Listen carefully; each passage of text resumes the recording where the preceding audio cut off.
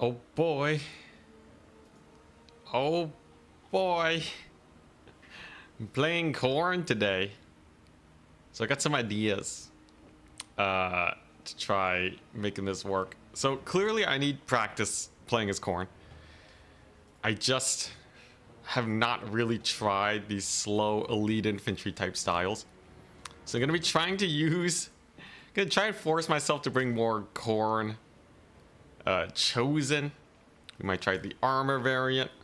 We might try main tide. We might go for Scarbrand. I want to try this real funny exalted hero of corn with 15 melee defense. His melee attack will be through the roof. He's kind of like the Zinch chariot, but he's slower, so he's probably not as good. But yeah, that's the idea. It's just gonna be full-on infantry styles. About time for something not combined arms, just arms. Just ripped arms. The Brutes of the Hound got buffed too.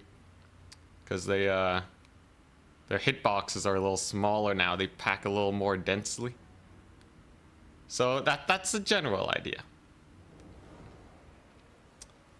Will it actually work?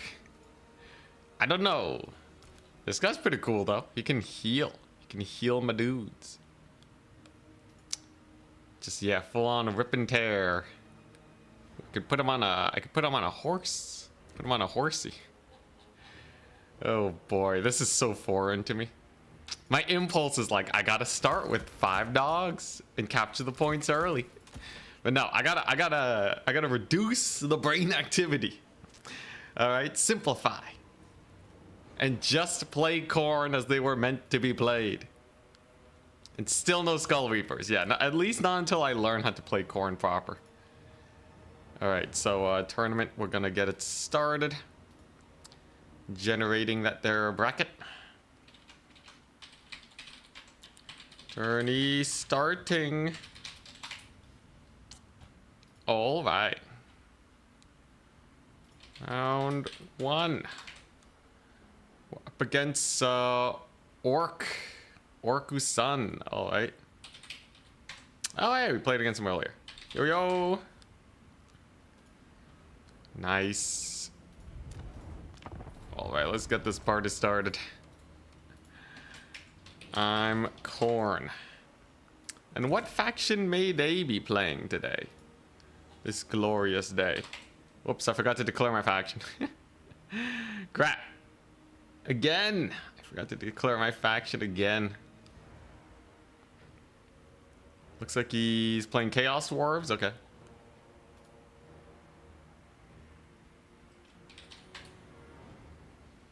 All right. Here we go.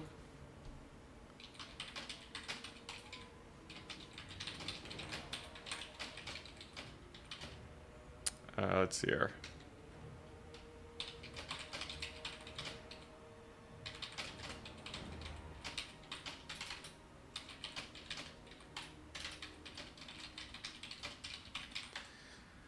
Right, there we go. Corn time. So he's Chowy. Chowy time. We lost yesterday, by the way, against Charix. That was pretty crazy. A big Dark Elf grind.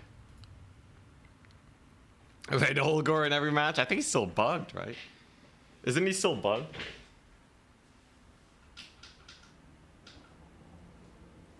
Pretty sure. Pretty sure Red Olgor is garbage. Oh, wait. Alright, there we go. Oh!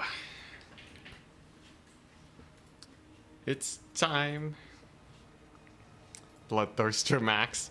I gotta learn the no brain style. Alright, let's see. Ban. What does Lost Temple of Sotek even look like?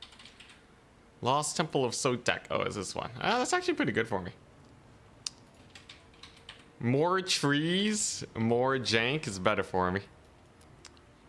Alright, I'll ban Skollendir's cave.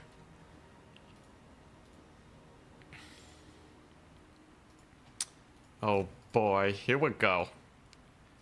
Let's see if we can learn how to play corn proper. So, Chaos Dwarfs, generally, they really need their trains to get work done, right? They're quite train reliant, so I feel like we can make use of that.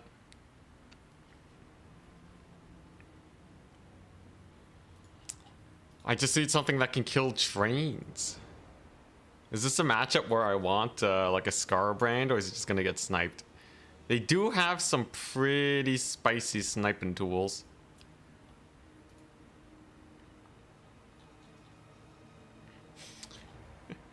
Need like 10 beers before you can get into the proper corn mindset. Yo, I always feel like I'm so out of control in a bad way. I feel like I have no controls when I play as corn. It always feels like you're just at the whims of the enemy. But mayhaps there's like a few things I can do here to help me out. I think this just makes sense. Yeah. I just need something that can fight trains. If he goes for like super duper, I guess he could go for like the super death train. Mega single entity build. I guess just in case I need something for that. Let's see, he could go for Kadai. No exercise? What is this madness? I did some free stream exercising. No, it's a ripoff, but that is what was done. Is it worth it to go for Chosen here? I feel like the Chosen just get blasted. I feel like these elite infantry guys, they just get blasted, don't they? Am I crazy? What are you hoping for in the new DLC? Norskin air anti-air. That's what I hope for the most. And we're squatting with Ent. I'll have it in one. Oh, you know what? Fine. I'll enable it. I'll enable it. Fine. I do have the energy. I was mostly doing arms today, so leg day can't be forgotten.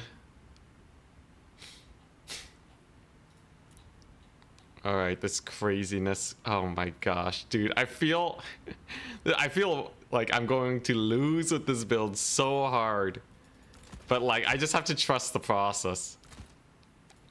Just trust the process and it'll go well. Blah. This build feels so jank, man. Alrighty, there you go, I guess. I guess this is it. This is the build. Oh my gosh, this better cook. This better cook or I'm writing off corn forever. It should be a really bad matchup for Chaos Dwarfs, for sure.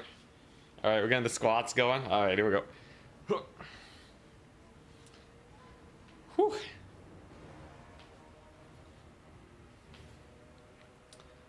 Care for the fire damage? Oh yeah, that's true. I have a lot of fire damage. Does everything I have do fire damage? No, not everything. But yeah, they will be slightly less effective. I'm not too excessive in the fire damage. I should be fine. Take a skull cannon for our war for kite. No, I'm trying to not kite today, man. I'm learning a new playstyle. Learning a new playstyle that is just going for a million units of infantry. I think it's basically a DPS check.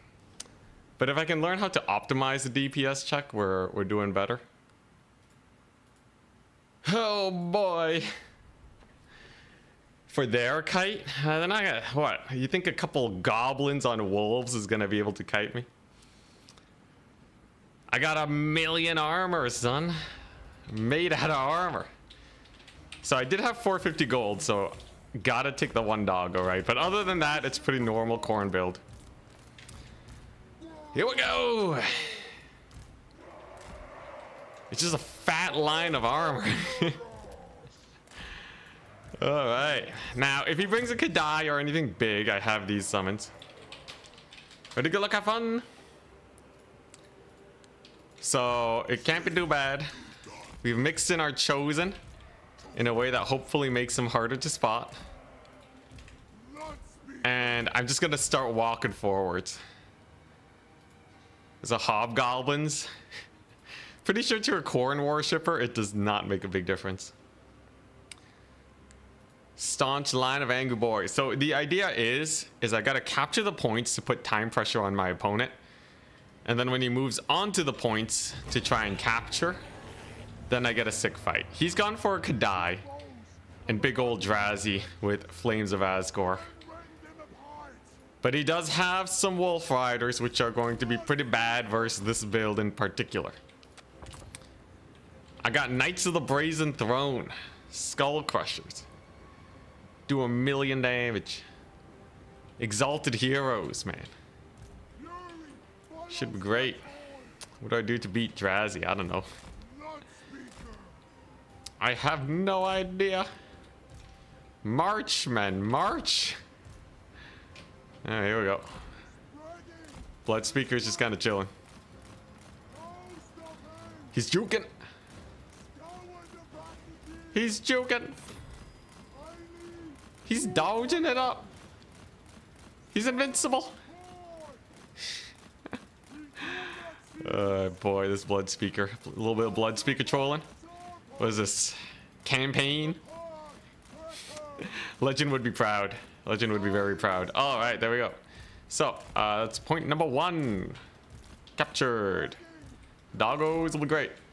Kadai, probably the best counter are Minotaurs. So we're gonna bring in the Minotaurs.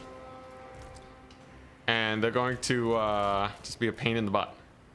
Meanwhile, Doggos will run interference. And then, yeah, just make sure he never recaptures any of these points, right? Nice and simple. Nice and simple like. So generally, I don't really need to bum rush him right now, right? I can just get into position, do more posturing and such. Actually lands Drazi over there. He probably wants to get that big AoE on my guys. Here comes the Kadai. Brace, men, brace. And it turns around. Fearful of them Minotaurs. Okay, and he has a Sorcerer Prophet of healing the Kadai. I see.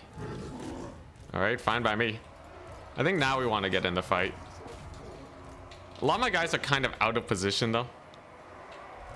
But we'll see how it goes. No, I think Blood Beasts are probably fine here.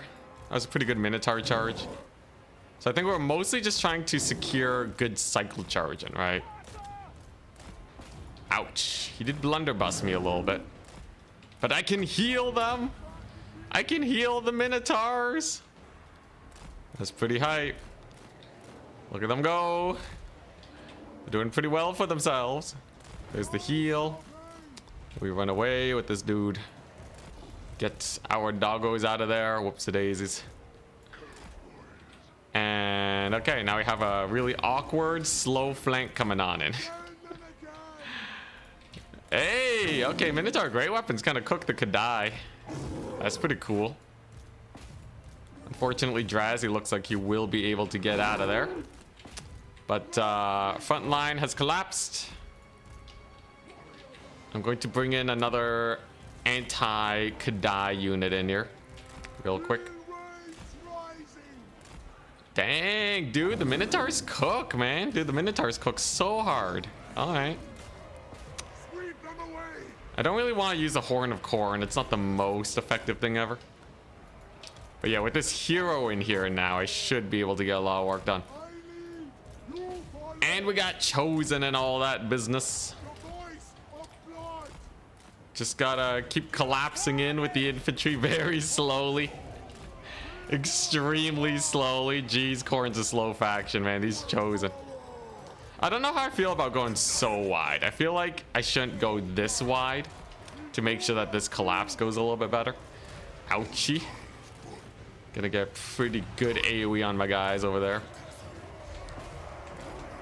Let's heal up the Blood Beast since the Minotaurs are almost out. And yeah, there we go. Get these guys routed off. We're looking pretty good. He summons in an Iron Demon. Okay. Perfect time to summon another one of these guys then. Ouch. All right, he's kind of beating up my lord right now. Let's pull him back. Let's peel out, and then we should be good. Triple cap is good for us, though. Triple cap is very good. Doggos can just give him the run around. I don't really need to engage with those guys. And yeah, even though he has a lot of single entities, they're not going to be a big issue, right? Monstrous units, and then my little guys over here just should be fine enough. We're killing them all, I think. You know, we got the Blood Beasts. Here comes the train, though. Here comes the train. But I should be fine. Do I have another Chosen? I do. We have Chosen just kind of chilling. The Dwarf Warriors are no match for the Might of Corn. He is healing the Kadai, though, quite a bit. But I think we got him. I think we got him just by ignoring Drazi. Like, this is the classic Corn strat where he just takes so long to kill, you win the game. Ah, crap, here comes the train. Here comes the train. Yeah, I think we save up for the Knights of the Brazen Throne now. I don't think he has anything that can really kill them. And the Kadai just sucks, so it should go down very soon. Although I guess in this case, it probably does decent, right? Probably has 2,000 value by now, yeah. Although it did get healing, so you got to factor that into the costs. At this point, we're just stalling, though. No point fighting Drazorath. If I don't blob around him, he'll do less damage overall, so I think that's exactly what we want to do. Once we get the Knights of the Brazen Throne in here, he's done for. Where's my lord at? He's got to get a heal on these here Chosen in a bit. Gotta juke around Drazi. Oh my gosh, dude, the Kadai's getting wrecked. I see. And Kadai goes down. Even with healing, it only just paid for itself. Rip. You know what? I'm gonna heal these Chosen so that they can actually hunker down and secure this point. Seems like a good time for them. Chosen of Corn, man. The beast mode. We're actually doing it. We're doing it. I'm using elite infantry for once. Ah, hell yeah. All right, Infernal Guard. Who cares? We're Corn. The power of the Blood God is flowing through my veins. Do these guys have ITP? They do. What a rare sight, indeed. Only Corn still has a downside to their mark. Yeah, but Corn's pretty Chad. Corn's pretty Chad mode, so I don't mind too much. All right, let's get another unit over here. Knights of the Brazen Throne are in. Hell yeah. He whiffs the spell. Let's go. And his Iron Demon will eventually die to my little dudes over there. I just got not died to Drazi. Keep the Lord alive. Run, man, run. He technically has a value lead, but like, I don't really care about Drazi's HP. So, we're really fine. Really fine. Let's get some doggos here. Get some doggos. Ignore these guys. Some Infernal Guard. Very nice. Get the Zerkers on this dude. The Demon Smith. Beat him up. So not bad. I still feel like this was very sus overall, but I think it mostly came down to me playing actually too wide. I feel like as Corn, I should be a little bit more careful about actually just taking a good engagement. Like, I should not just take some rando engagement, you know? It's a recipe for disaster. Other than that, though, I feel pretty good. These guys are not that good at killing Iron Demons, it turns out. Taking forever, man. They're taking ages. Oh my gosh, yeah, they're really are not getting a lot of value there. All right, so good to know. Exalted heroes, maybe if I put them on a chariot, they'll do better, but as it stands, kind of disappointing. Hey, at least my heroes aren't dying, and they can kind of just sit on the point there. Let's charge them Kadai. This is just warriors, but I got a plan. I got a plan, and it involves chucking a sword at their face. Behold! Papa Corn says hello! Oh my goodness. Pretty nice, pretty nice. And in like 10 more seconds we're good, so there's no way he wins this. Huzzah! We did it! I did a corn. Good stuff. There's no such thing as too wide. I don't know, it's still very close. GG. Not the worst. Not the worst. It doesn't feel like, you know, like when I play Slash, it feels way better. Corn versus Chaos Dwarfs, but a win's a win. If you can consistently barely win, it's better than winning extremely hard most of the time. Let's see here. Yeah, so this guy's healing was not bad, actually. He did pay for himself. Real disappointed by these dudes, though. So they only cost 1,000 a pop. They're relatively tanky. They're fast. But I think I'd rather just have Minotaur great weapons. Lexilander, thank you so much for the Prime 5. Holy crap, man. Thank you, thank you. Kadai got 2,100, but it did need a heal. And combined with this guy's HP, it was actually a net loss still. Though they did their job. They kind of tussled. They fought. Blunderbusses did okay. Their range did not. Skirmishers were only okay. Value on the Knights of the Brazen Throne. They didn't see much combat, but 1,067 full HP still. Interesting. Very, very interesting. Love the Brutes of the Hound. They felt great. Chosen of Corn kind of ground up. It stayed in the fight for a long time. I feel like I need to mix in a couple high DPS units into this army. I think that's what we gotta do to make it work.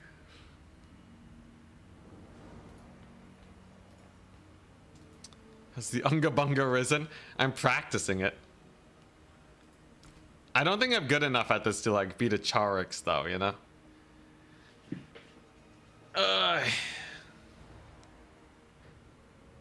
All of tennis is streaks of barely winning. I love that. Let's see. So I feel like to make this really work well, you need like some points of ultra high DPS to break their front line. Like these guys, it's hammer and anvil, except instead of using cavalry to like flank and hammer them, you use like bloodweight berserkers to just hammer straight through the anvil and then hammer the anvil again. Like it's pretty sick. It's pretty sick. And that's how you can kind of get a collapse of the front line. If you actually have to do a big loop-de-loop around, it doesn't work nearly as well. So I'm thinking we take the Wrathmongers and we heal them up with the Blood Speaker. And then I can still afford to take one Chosen. Perfect spend, you guys love to see it. Corn's the master of perfect spend. Another thing I want to try out is one of these guys on a chariot with Potion of Toughness. So it's like a Walmart Zinch chariot guy with less speed, but insanely higher melee attack.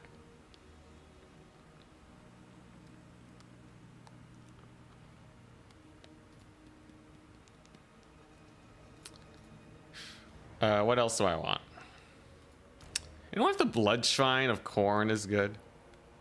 As a single entity, it's a 950 gold kind of pseudo chariot that heals in melee and offers a big melee attack boost. It has no HP though, so I guess that's why people don't run it. What's the best Chaos mark? Slanesh! People would kill for the Slanesh mark, man. Strider is an insane buff to have on your army. And ITP's even better. Just Strider and ITP is already insane, but they also get 5% physical resist. And they're faster. Are you kidding me? Are you kidding me? Slanesh eating well with their mark, man. Zinch is not bad though. Shields across the board is very nice for tankiness.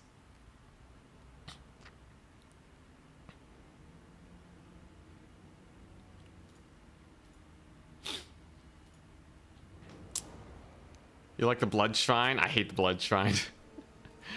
Blood Shrine is just a bullet magnet, man. Insta-death. Can't even defend itself. It's so expensive. Compare the Blood Shrine to a Mortis engine, and then, like, you'll really understand how bad it is. Mortis engine self-heals, is faster, and does AoE damage. This thing gives a little bit of leadership to start, and it gives a buff that scales if it doesn't immediately die. And that's it. I guess it has more HP. Motorcycle max. I'm trying to learn the infantry style for Corrin. Kind of sticking hard with that. I think Knights of the Brazen Throne are really good as a terror piece in the late game. I'm gonna keep trying them out to see if they go well. Yo, I still gotta do a Return to Cathay Moonbird style. You find somewhere the standings. I have the link right here. It's on Total Tavern. You can scroll up, look at the leaderboard, look at the stats. 2 more matches and then we're in the next round. I added in map bans for this tournament, and it seems like it's not going to increase the runtime by too much.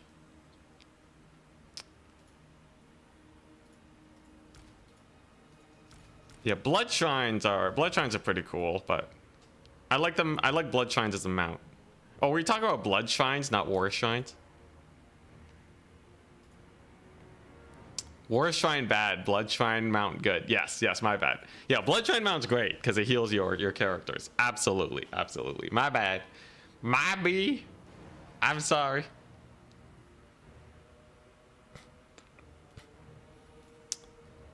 But yeah, I'm like just not gonna take the horseman. I'm just not gonna take the horseman, and we'll see where it takes us. I'll only run them if like it absolutely makes sense. Oh, I should get some Furies in here. What am I doing? Dude, Corrin Furies are insane. One of their best mobility tools. I think Minotaurs are huge. Minotaur great weapons, just smash everything. So we got the Wrathmongers, we got the Brutes of the Hound. We got a fat infantry front line and a healer.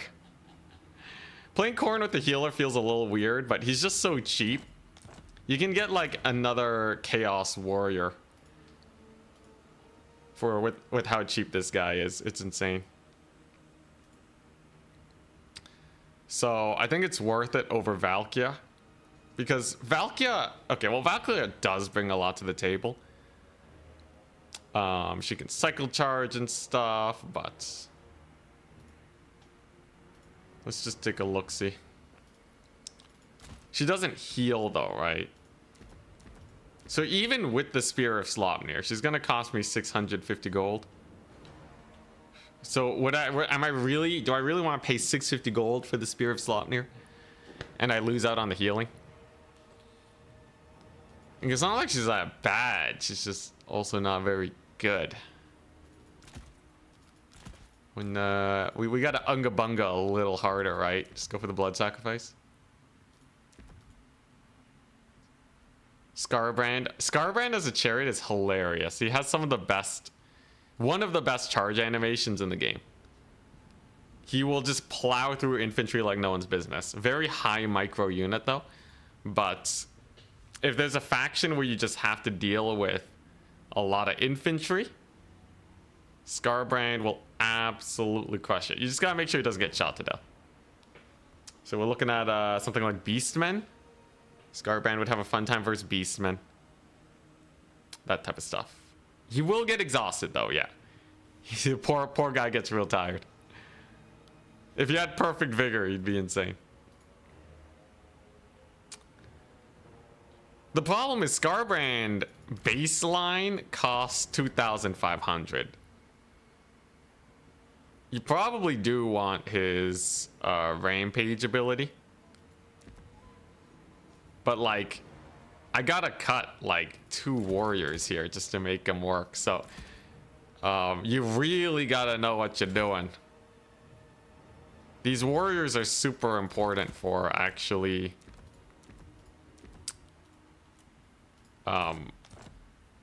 like, you know, making the build work, right? You just need enough HP to buy time for your guys to flank.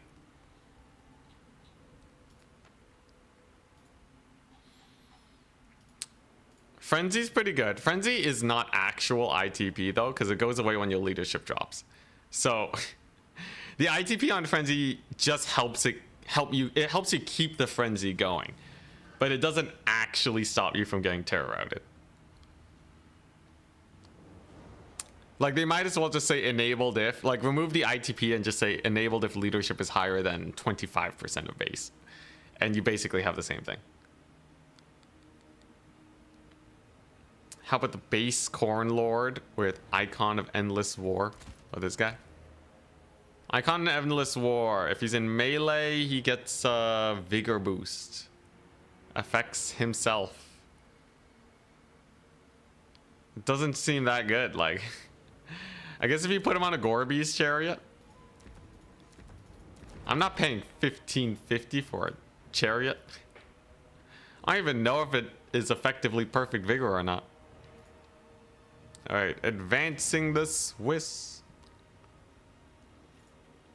At Goblins, round 2.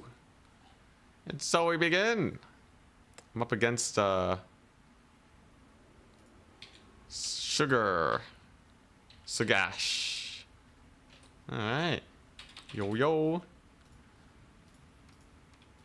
Send him the code. I'm Corn. Then I gotta do some adminning. We gotta give Potatoes Devil a Swiss point because they gotta buy around. It affects 1 ally in range. Is that how it actually works? Because it doesn't actually say very well, right? It just says duration. Affects allies in range 1 enabled in melee. It doesn't have a range. It doesn't have a range. I don't even know what it means. Regardless, it's not that great, I don't think.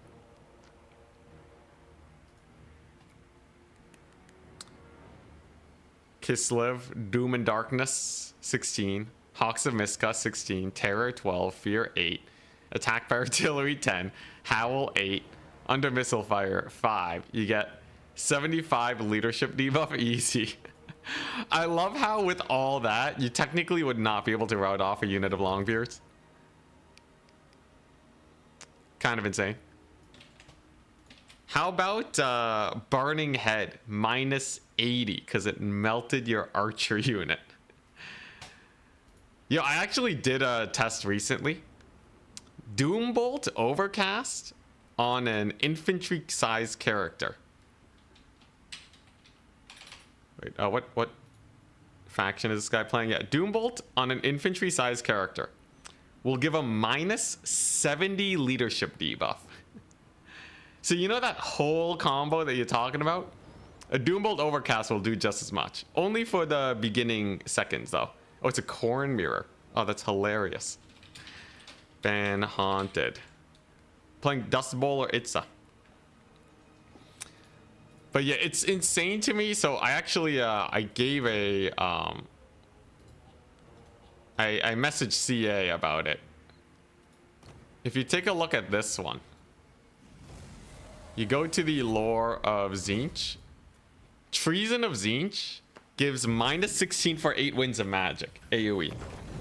Blue Fire, if you cast it on a Manticore, it will already give a -9 leadership debuff because hit by ranged and 6 damage, which means that means that you're paying 2 more winds of magic to do no damage and get +5 leadership destruction for those 20 seconds. Like, Treason of Tzeentch gets outclassed by Blue Fire so hard. I don't even know, man. It's kind of sad. It's kind of sad. So hopefully they take that into account. I swear they like don't. It's like they don't. I'm pretty sure they don't factor it in. That's my theory. The leadership hit from damage spells, and that's why damage spells are so much stronger. Because in theory, if the spells didn't impact leadership, I think it would make a lot more sense. That's my theory, though. It's kind of crackpot theory. Maybe they'll get back to me and they have some other reason, but as it stands right now, that's kind of what's on my mind. Now, we're on Itza, and it's a Corn Mirror. Which means it's probably going to just be a raw just trading game, right? It's just going to be a raw trading game. So he could go for Horseman. Marauder Horseman, but I almost wonder if it's bait.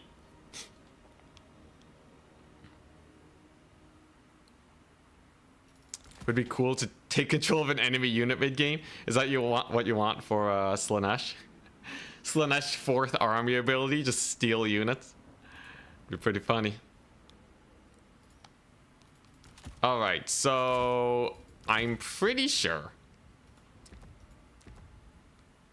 this is going to come down to just whoever can trade better. Hello, Darstrix. Pavane, but better, but like way better. It's absurdly better Pavane.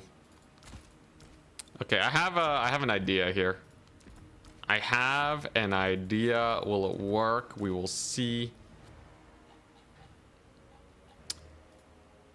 Go full kite? You won't. I'm obligated to try to not go full kite today.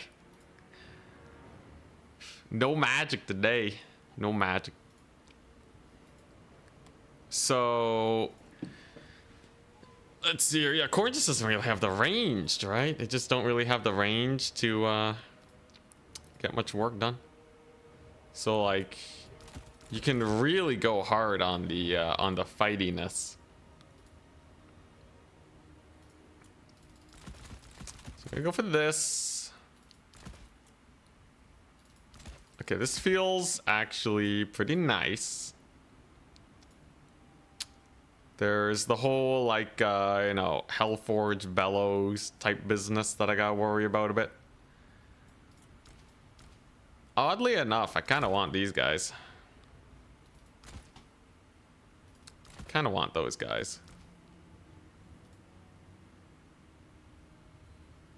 And then I probably want those guys too, huh? But then what? But then what? Guess these are pretty nice too. Just an entire roster of Corn's finest. You gotta be able to kill Wrathmongers in this matchup. Alright, it's a perfect spend. It's a perfect spend. You'll love to see it. Alright, here we go. So I brought no skirmishers. Just to really embody the Corn, right? We brought no skirmishers. Will it work? I have no idea. Man, everything about this feels wrong, man. Just everything about this. But here we go. Okay, nice. There's no Charek signed up today. That's good. Alright, here we go. It's a fat, cheap front line to tank some initial shots. Scarbrando. Single entity wise, we're doing great. I fully expect to win the infantry fight. The bigger problem is, will I get shot to death? So these guys are interesting. They have 15 melee defense. Let's see if they can cook.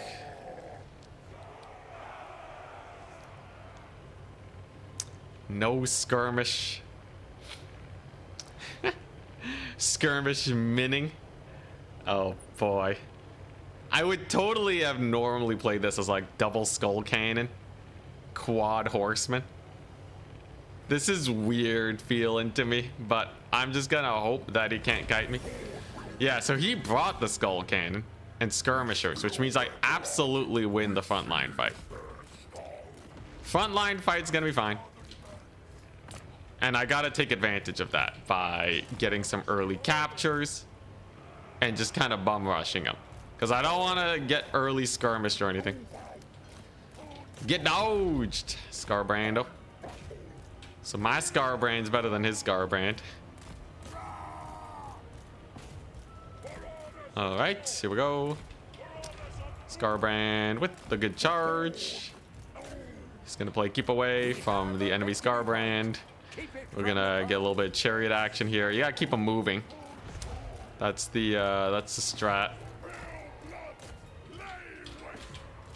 Okay, and then first summon is going to be these guys.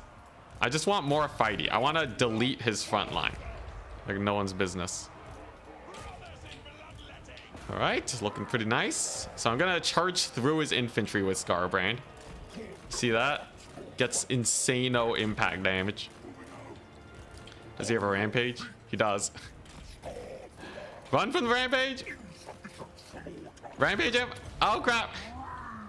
Okay, well, everyone's angry now. Everyone's angry. Micro is done for. I literally have nothing to micro over here anymore. That's hilarious.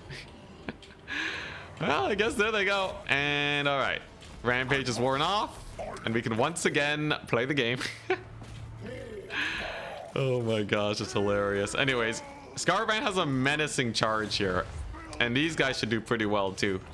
I am going to go for that melee attack boost, and then we're gonna high micro this. Try and get those chariots in there. Scarbrand with his sick charge animation clobbers the enemy Scarbrand. Then we can do a little bit of a loop-de-loop around here. I'm mostly just trying to trade up right now, because we know we trade up in melee. Like, this should be great for me. There we go, and we've cleared out this at the cost of 2 marauders distracting the flanks, which is honestly fine by me. So we have now asserted our dominance here. Now all I gotta do is capture these flank points. So Scarbrand will have another one of his big ol' abilities here soon. Berserkers will happily fight over there. Nice. And given that the skirmishers are actually caught, I still want to get skull crushers, right? So I have the regiment of renowned skull crusher in case he had wrathmongers, but in this case he did not. So this will be pretty good. We've clobbered his front line, and I just have too many elite units, right? So now we just play this like a normal corn game, where effectively all I really gotta worry about is just capturing the points and not getting out traded, really. Wrathmonger should delete Scarbrand, by the way. I believe that's a misplay if he sends Scarbrand in there. I think he just dies. There you go, big charge, big charge. And Wrathmongers versus Scarbrand, let's see it. You guys think the Wrathmongers win here, or does Scarbrand win? Big question mark. Wow, his cannon ran out of ammunition. That's kind of brutal. Gonna need to resecure the middle. Scarbrando is certainly gonna take some damage, I believe. His attack animations are good, but Wrathmongers just hurt a lot. And I can just start moving back in here. Now that we're out of combat, this guy's not on fire, so he can heal. Very nice. That potion of toughness is good. Scarbrand's taking a lot of damage. And I know that if I have the Scarbrand advantage, we're set. It's all you really need. You just need that Scarbrand advantage to get victory there, though. He is actually surviving versus Wrathmongers. I can Relentless Rage them, though. And that'll just make them unkillable for the next little while. Pretty funny. Then all we gotta do is get another Wrathmonger in. And then I believe all melee fights shall be mine. Yeah, look at that relentless rage. They don't care. All right, let's get those skirmishers dead. Looks like this fight went well for me. All I gotta do is give them a bit of a rampage, charge their Scarbrand. He gets rampage so he doesn't move, doesn't even turn around, gets slapped in the back, and the real Scarbrand wins. Truly some Tzeentch shenanigans. The fake Scarbrand. He's been defeated though. At least he should be defeated. And there he goes. Nice. And now that I have a single entity advantage, I can just cycle charge a Scarbrand endlessly. He uncontested single entities can get a lot of work done, which is why I spent so much money on them instead of infantry this fight. Still went full melee though, because I think the full melee is just way better than going for skirmishers. Oddly enough. All right, there you go. And I'm sure these chariot guys actually got a lot of work done. I feel like they did pretty well for themselves. So cycle charging with Scarbrand 101, target the unit in the back, let his charge animation carry through, and then he'll kill everything in between. Then cycle charge again. At this point, there's not many units left. Let's get some great weapons going. Get Scarbrand to get a good charge here. Khorne, a very cycle charge heavy faction. You don't have a lot else to micro, right? You don't really have spellcasters, so it's all about that cycle charging. You better master it. There you go. Cannon's dead. And yeah, I got 1500 value, but at the cost of losing everything else. So I think that was very worth. Look at this guy just having a good old time. His vigor kind of sucks, but should be goodies. There's a triple cap. And indeed, playing for value worked pretty well for us. Goodbye, Skull Cannon. Explodes in the distance. Bloodletters versus Exalted Bloodletters. 200 kills, by the by. They're having a great time, those Bloodletters. They're having the greatest time of their lives. And yeah, overall, I think yeah, we just played slightly more efficiently. Though Minotaurs are coming on in. Kind of spooky. They are the great weapon variant. I can rampage him though. Remove his ability to micro him. Then we charge in with Scarbrand. And then that should just delete their faces. If I can rampage these horsemen too, that would be huge. They should get terror routed soon. Nah, but his thing wears off. Crap. He's gonna get shot by axes. Pretty brutal. Looks like he'll live though. You're never getting me alive. Oh crap, this guy, the moment he stays in combat, just instant death. That 15 melee defense are really hurting him bad. Gotta be careful about that one. These chariots are truly, you gotta babysit them, man. He's exhausted and it only reduces his thing by a little bit. Only reduces melee defense by 1. Anyway, Scarbrand got caught up in, oh geez. Live! He's fine. He's fine. Come on, stabilize. Come on, you have 100 leadership. There's an enemy routing nearby. Come on, Scarbrand, live. God dang it. Well, he kills my Scarbrand. Game's still over though. I got Wrathmongers for days on all these points. Dang it, the misplays. Hey, this guy can heal though. It's pretty high. I do still have him. Alright, let's not throw this though, right? Let's not throw. Let's do this properly. We get a sick Minotaur charge through his infantry. Dang. We got axed. Axe to the face. Alright, there we go. And there's a triple cap. Now, he does summon in some Wrathmongers. This guy should do pretty decent against Wrathmongers, though, right? Just a little chariot dude. And Lord dead, checked off the bingo. Can never go without losing my Lord. I really gotta start getting comfy in these late game situations. I'm pretty sure that's why I lost to Charix. Because my early game was a pretty solid lead. It wasn't that much because I didn't actually kill off his Shadow Walkers, but it was not bad by any means. But then we didn't really secure the late game. So we're just gonna lock in today. We're just gonna lock in, play well, not lose Scarbrand. The works. All right, so generally Wrathmongers suffer to high DPS. So if I just impact damage them here, wowza, that did nothing. There were literally no impact hits. Okay, well, how's the chariot guy do? On the charge, you can do pretty well. Okay, nice. Looks like we just walked through them. That's kind of funny. I'll take that. They should die to the Knights of the Brazen Throne. This is something that was told to me a little while ago. Gotta play it safe though. These guys do not have a lot of HP, do they? I do have all the capture points, right? Yeah, okay, we're good. I got my little chariot dudes. If I just front charge them, will that get them killed? Oh, okay, so they're not even trying to attack them. They're going for my exalted bloodletters. Who wins? Looks like everybody wins. Corn just loves fighting. Chariot guy's doing great though. His value is at what, 1600? I think the chariot dudes were definitely worth it. But let's see the real beat sticks. Knights of the Brazen Throne against these Wrathmongers. Let's see it. Let's see it. Feel like the Knights of the Brazen Throne will cook here. Give them all the buffs they need. Huge charge. Wow.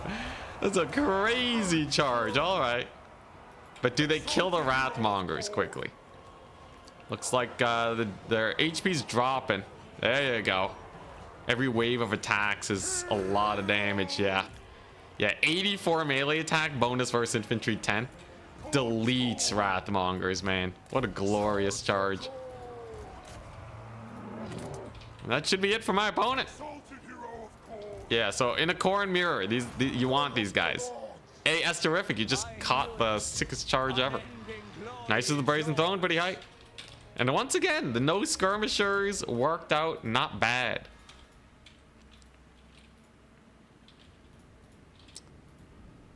I feel like the skirmishers really are bait, aren't they? Because you can just get so much more work done. Oh crap, Danican's playing today? Yo, what's Danican playing? Dark Elves. Oh boy, alright.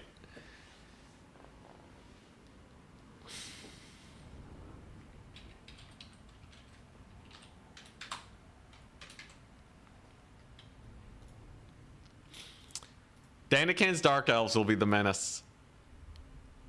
Anyways, Wrathmongers did well.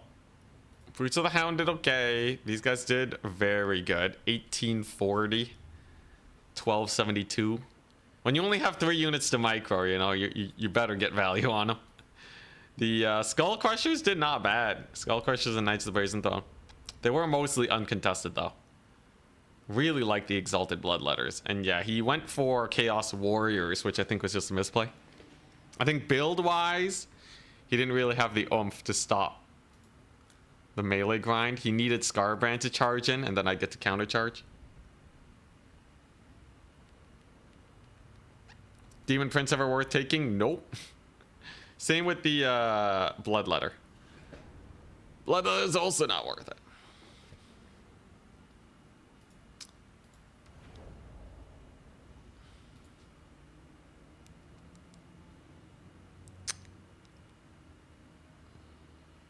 Scourge under Chariots lost 15% of their DPS, making them much worse that game yesterday. Oh, huh.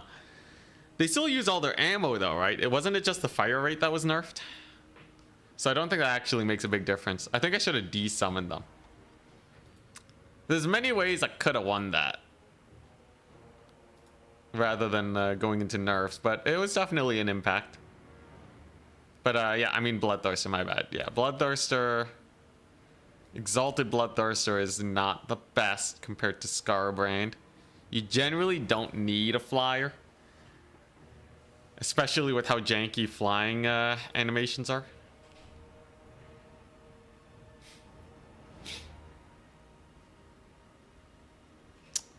Yeah, Charix dodged the Doom Bolts. I don't know if I just kept spamming Doom Bolts if it would have worked, but Alarielle's healing is just way too high to have ever killed her. Like, the whole build relies on sniping the Lord, right? But Alarielle's perfect for that because she can heal. So I'd be using like all my magic to try and take her down, and then she just heal cap, and then if played well, we'd be screwed. Not to mention the Tempest for Marathi, so she couldn't really get on top of. I don't know if you guys noticed, but he was using his Tempest to zone Marathi away from his Dragon Princes. So I didn't have that many opportunities to get Melkoths on those high priority targets. But yeah, I think Alarielle's is too fast for Doombolt. There's a few lords that are just too fast for Doombolt. Goreby's Chariots. Ooh, yeah, I should try Goreby's Chariots instead of these guys. Goreby's Chariots are basically the same thing. But they have more entities, so they can do more damage. They have a little bit more HP. They're cheaper. I feel like Goreby's Chariots are the way to go. Even normal Chaos Chariot's probably not that bad. 78 speed. This guy's cause fear. Both got Frenzy. Frenzy's nice. We got charge bonus. Biggest difference is the mass, though. These guys got 2k. 2k mass. Did I miss a red Olgor pick? No red Olgor today. I gotta learn Corrin before we can meme with them. The true test is if I can beat Danican. Danican is the last boss of today.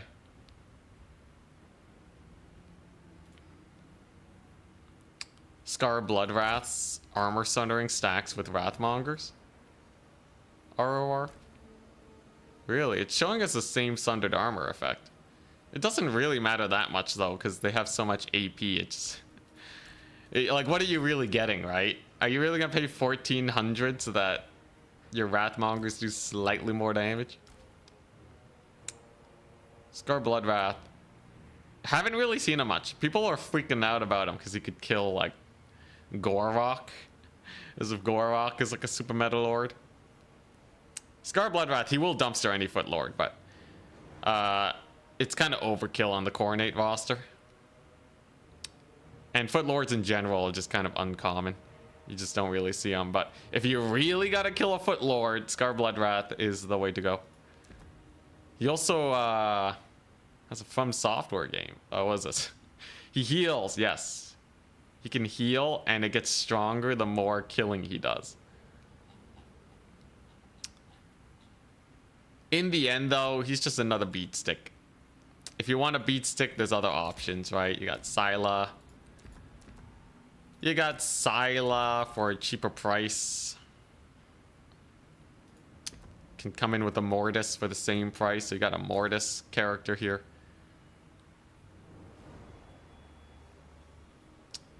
More HP. Yeah, Scar Bloodwrath doesn't really have that HP going, does he?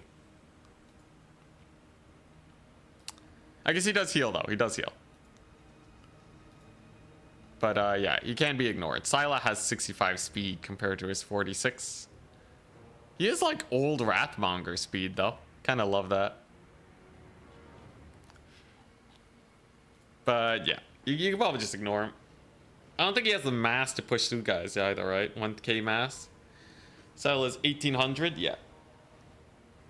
Yeah, it's kind of rough.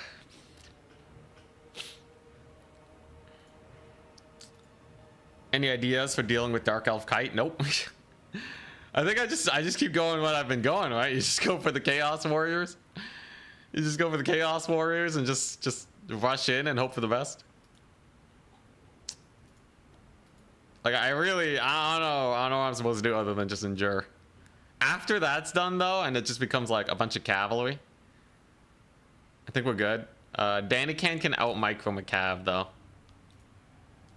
Man, Charix beating Danican though is insane. Because I think Danican's a better Dark Elf player. Charix really figured it out. He just took all the armor piercing units on the High Elf roster. I'm really surprised at how well the Lions did. I've kind of been writing off the War Lions for High Elves, but after playing against them, I kept summoning in Cold One Knights and being like, dang it, there's another Lion unit. And then from there, he's just faster than me, outmaneuvers and gets surrounds. Plays keep away with his Dragon Princes. He never let his Fireborn get caught in a bad position. And he could afford to do that because they're faster. It was really good play. Corn Dogs. Some Corn Dog action. They don't really have the AP. I think they would lose to most of the cavalry. But reserve Corn Dogs in case he brings in the Doomfire Warlocks is good. I need something that can kill his Cold One Knights though. I could just say screw it and bring Infinity Infantry so Cold One Knights just can't kill them all. But yeah, as Turin said, the Narnia. But yeah, that's how he got me. Because previously I was struggling because I would just run out of armor piercing against Cold One Knights, but man, they did so well. Anyways, I copied his build. I immediately just went to Turin's stream and then I just copied his build. So literally, if I ever play High Elves against armor piercing, I'm just gonna use this. Like, it's too good, right? Like, you know, you got your skirmishers, which are a really good forcing tool. The fact that they poison is really, it's a nice touch. So they poison units so you can outmaneuver better. Like, it's just that little bit of a speed debuff to help you pick good engagements. Typically, if you don't micro well, it won't matter. Like, you'll still get caught. But if you're really on point with your cavalry micro, that extra little bit just helps your Fireborn outpace everything, man. So, I don't know, maybe I'll play High Elves and then lose with them. Realize that it was just Charix this whole time. I'm still really surprised he didn't win the Grand Finals. It was close. I think he just lost because of builds, right? I think he just didn't have the builds. Blood Beasts are pretty quick. Blood Beasts are pretty quick, yeah. 65 speed. That's like Cold One Knight speed. I wish I could be memeing, but it's legit Cold One Knight speed. So I can use Blood Beast to contest with them.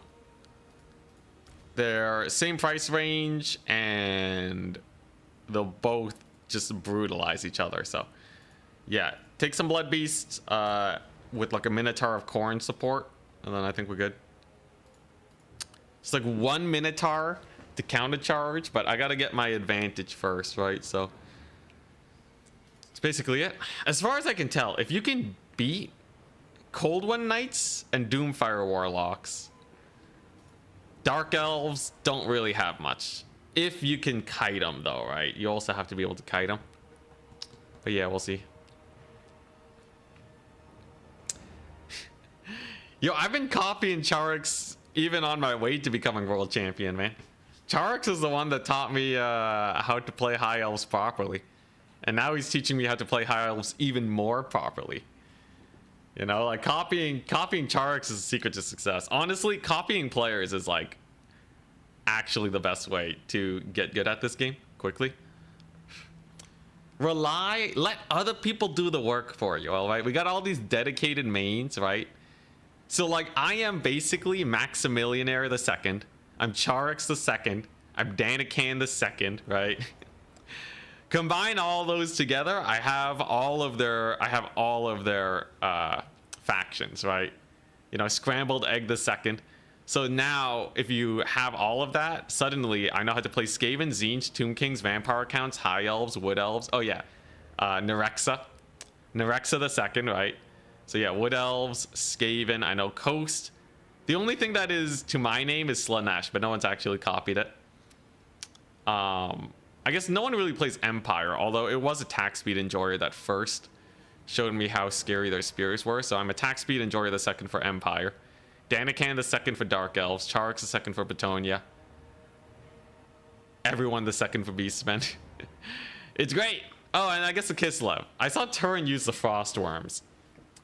And I saw that they did so well. That's what inspired me to make the Frostworm build. It was great. Actual strategy. Does Kislev count? Kislev is yeah, it's a bit of a toss-up. But it was Turin that originally inspired me to take a look at it. Round 3. I will say though, the Incarnate Elemental of Beast is absolutely mine. Yo. Never played against Death by Ricochet before, but I've seen them a lot in tournaments. I'm Corn. Yeah, there's a few things that are to my name, but like no one really copies like me, right? Like who is running Incarnate Elemental of Beast double Frostworm? Like no one, right? Boss Toss played Kislev for a bit, but he likes the Cav style. Ooh, Dowie! Alright. Love to see it. Ban, do I want Dunes of Cain, Creeping Swamp, Whirling Maelstrom. What does Creeping Swamp look like?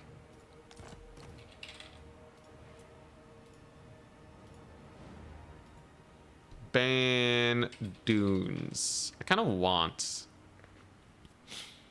to fight on Creeping Swamp.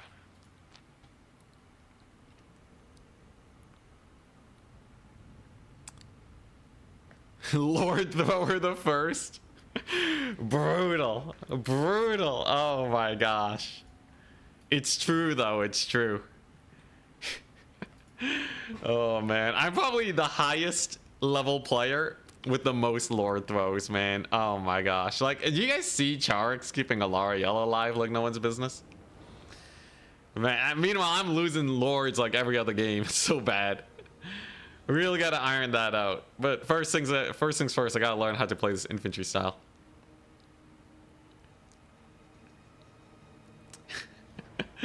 Already copying me? You got the Lord throwing part figured out? Oh my gosh. Alright, playing on Maelstrom. Alright. Whirling Maelstrom. So, Dwarves. This should be relatively simple. Dwarves do not really have a good option against just a fat Coronate Rush. So I'm real interested to see what he decides to bring in right now. This should be very difficult for my opponent. Never say never though. So let's take a look. See. Yeah, it should just be good, right? Should just be good. I'm looking at my build; it's basically done, unless I'm missing something very important. Oh, actually, this is a game where Scar Bloodwrath is actually not the worst.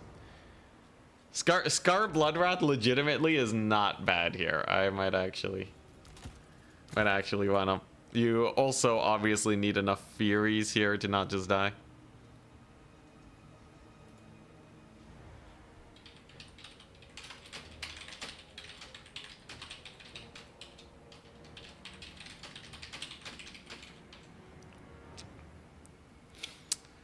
The Dowie.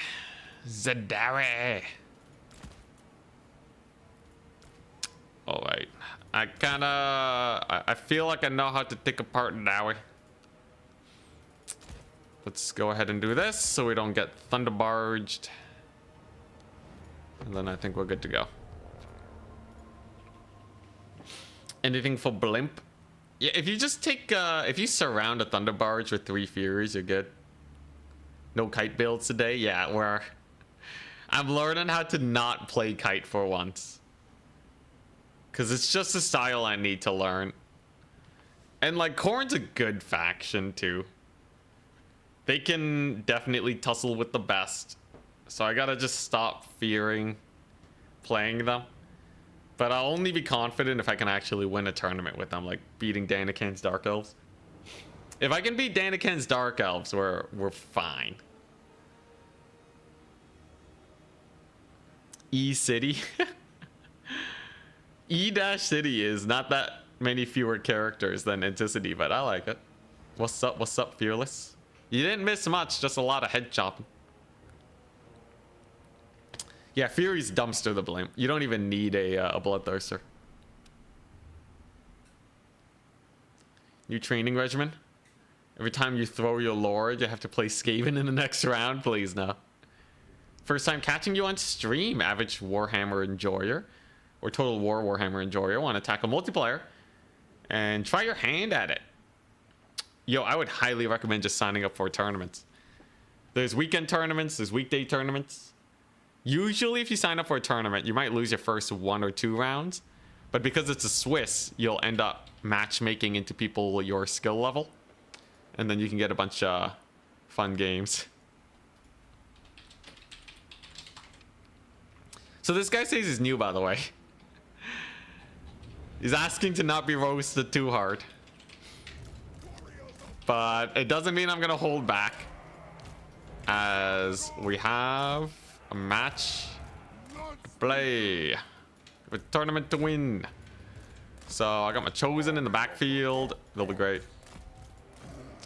Gonna do a little bit of this action. Ready, good luck, have fun. Your skill level is 0, just bought the game this morning. Well, how do you do? Yo, Warhammer is a great game for just sinking a ton of hours into. Enjoyment to price. You know, hours of enjoyment to price, it's quite worth it. If you really get absorbed into it like I did. Yeah, this Corn front line's super scary for dwarves. Really wondering what he decides to bring here. Ungrim. Garagrim. Felix. Alright. You guys know I have to take Scar Bloodwrath, right? I just have to. Doom Seekers. Okay. How do they fare versus Brutes of the Hound? Berserker v Berserker. So we're going to use my Lord here to capture this point. My infantry, if I split them up, they would just not be participating in the main fight, and that'd be real bad. Looks like it's a bunch of minor blasting charges. So this is proper training, right? One of the things that I really wanted to get used to was just saying the miners are going to blast me, and that's okay. It's okay to get blasted in the face. So we're just gonna waddle forwards over here. We're gonna send in the warriors first. The ultra slow warriors. Slowly but surely, they will get there. Eventually, they may very well see combat. Dude, these guys are slow, man. These guys are so slow. I hate it. Alright, just trust in the process, Anticity. Here comes Scar Bloodwrath. If there's a faction Scar Bloodwrath will do well against, it's gotta be dwarves, right? Gotta be dwarves. So Wrathmongers on the Doom Seekers.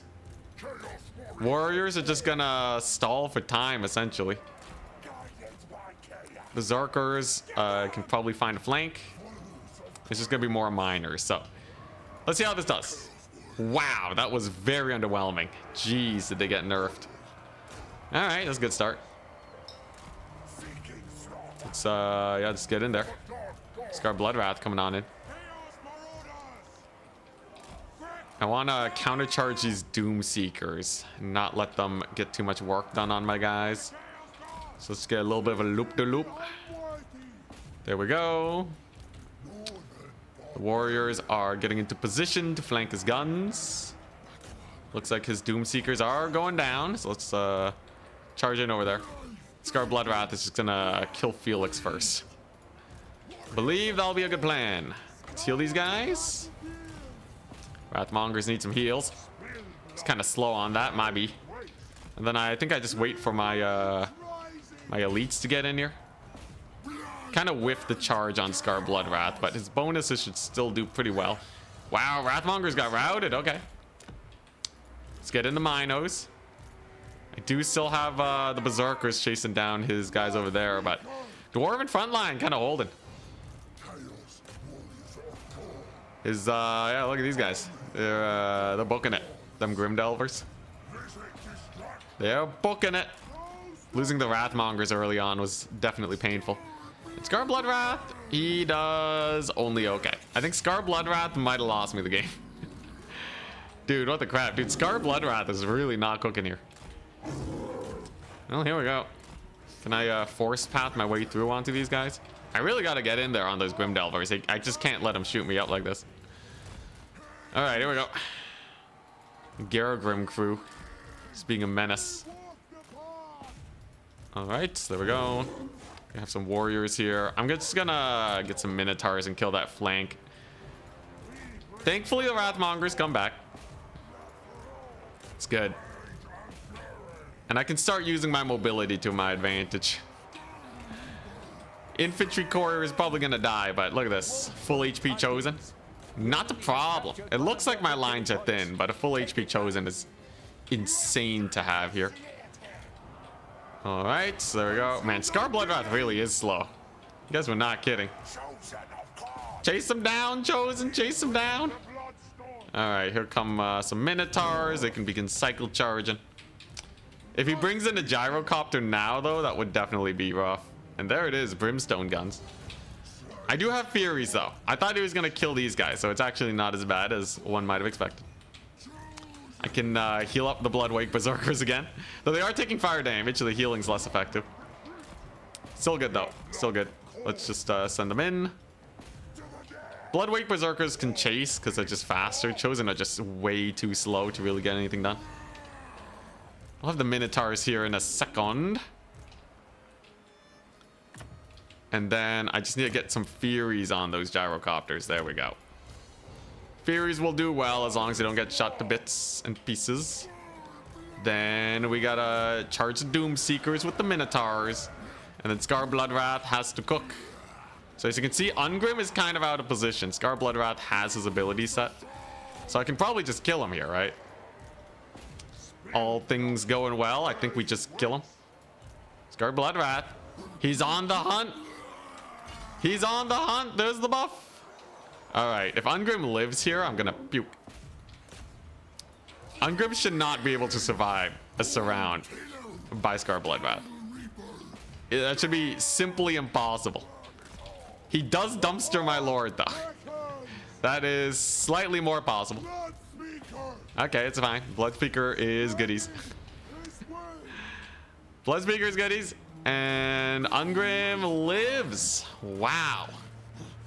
Oh, he uses unkillable. So he has 19 seconds of unkillable. I forgot he got that ability. That's pretty funny. Get him, Scar. Beat him up. Beat him up. Gyrocopters are gone, and I have the capture point. I should be fine here.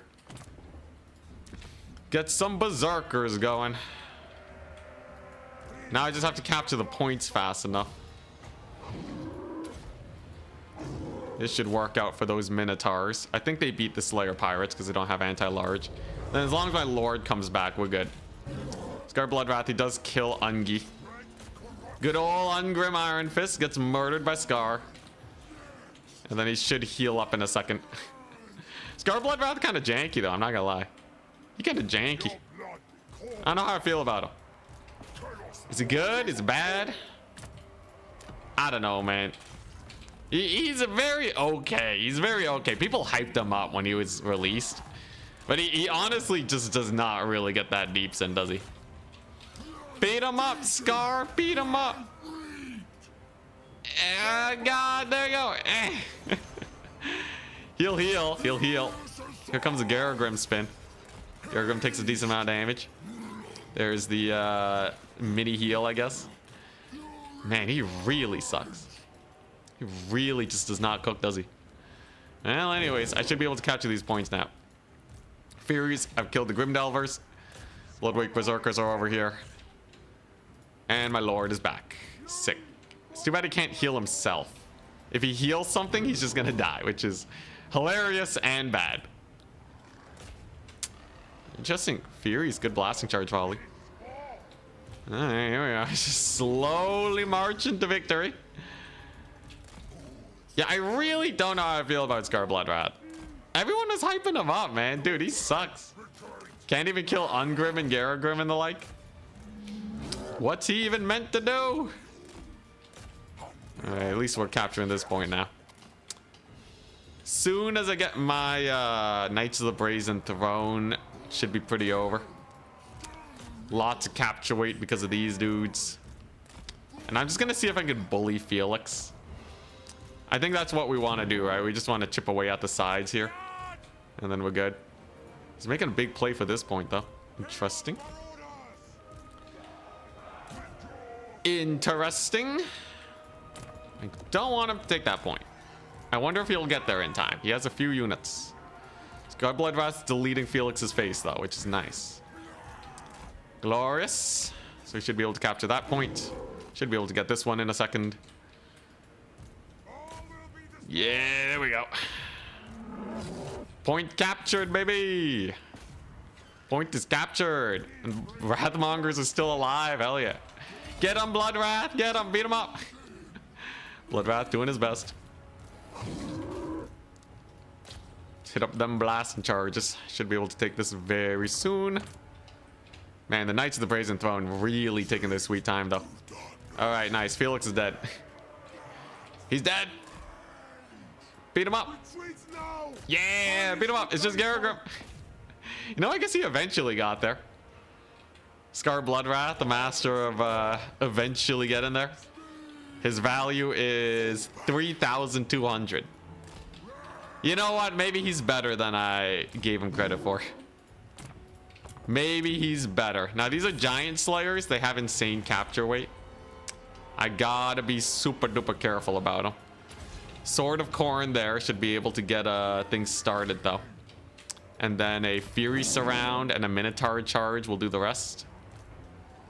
So you can see they're already hurting pretty bad. It does slow down my Knights of the Brazen Throne summon, but what can you do? Scar Bloodwrath is in. We're gonna get the Furies on there. Very nice. Very nice. And Giant Slayers are now compromised. Coronate Furies have insane weapon strength because of their frenzy, so they just delete these guys. Minotaur Charge impact damage through the Giant Slayers to get a little bit of extra damage in is very good. Followed by Insta Rout on the Miners with a little bit of target fire. And yeah, there we go. That's how you get them. That's how you get them good. Oh crap, he's gonna retake the middle. Whoops, daisies. Mad Lad's going for the middle point. Now, this point over here is definitely mine. Good blasting charge volley, though, is gonna cause me some issues. He's honestly doing very well, considering my army's just slow, man. My army's very slow. But yeah, he actually does get that point. As long as we can capture it soon enough, though, we're goodies. There you go. Minotaurs, they do get routed. Brutality. He might win this, actually. He might. It's not impossible. That's a lot of Dowie over there. And he did retake this point. But I should be able to get it back fairly quickly. And then I have a lot of time to use the Knights of the Brazen Throne to win. Definitely way more sus than it needed to be. But a win nonetheless, presumably. Oh, my lord routed. What in the world? When did he rout? Anyways, Knights of the Brazen Throne will do well here. Jeez, Warriors of Chaos is so... I mean, Khorne is so slow, man. I'm not used to playing this style. Like, it's still winning. It's still winning. It's just so slow, man. It's so... Like, these guys are taking years to get on this point. At least Chosen have a lot of capture weight, so they capture it very quickly. The Dowie Tide. All right, here we go. Yo, honestly, he said he's a new player, but he did this very well. He played very well here. Managing to really test my ability to get things done and to clear him out fast enough with a slow army. In the end, Knights of the Brazen Throne are simply too powerful to really take out but impressive. I believe those are slayers. I should just leave these chosen like over here. I think I have enough heroes here to capture this, and the terror routing is real. Terror routing is so real, it's just all miners. There you go, Furies on the Doomseekers. And that's gonna be victory. Very nice. Slow and methodical. Slow and methodical. Alright, here we go. So if I charge the Furies on the Doomseekers with the Relentless Rage, they should not die. As soon as they start taking damage, that's when we want to use it. There you go. Then a counter charge. Relentless Rage kind of hype. They would be crumbling by now if it wasn't for it. More miners. Dang, yo, Relentless Rage cooking. You seeing that? One unit of Furies just killed a whole unit of Doomseekers. Dang, man, that's crazy. Oh my gosh, Fury's Relentless Rage, new favorite ability unlocked. Did not expect that. Wowza. This will be very important to learn when you, if I want to beat like the really top level players as Khorne. Value on Scar, pretty high. Pretty high, 3,200. He doesn't do that well versus just the normal infantry, but against everything else, he's doing great. Another heal on the Minotaurs. Coordinate Furies, man. They cooking. What are these guys doing? Dang, pretty good. They did get resummoned, though. They did get resummoned, but pretty nice. GG, well played. Well played indeed for a new player. He did really well. He really knows how to play the Mantide style. Spooky indeed, but Khorne is too powerful, I guess. Khorne, GG. Well played. The 3 Wrathmongers, yeah. Dude, they for getting shot at the beginning, they did really well in the late game, just sticking around forever. They did not give a crap about anything. Chosen did fine. They did not die. Took no damage. And the Warrior Shields did their job. They just bought space for my actual units to get value. Nice as the Brazen Throne took way too long to summon in. And Scar Bloodwrath was pretty funny. So he did actually kill all 3 heroes. So in that sense, I guess he was worth. Man, did they get a lot of value though. Losing my Lord to Ungrim was pretty jokes. But yeah. Also, of course, Furies for Gyrocopters is just amazing.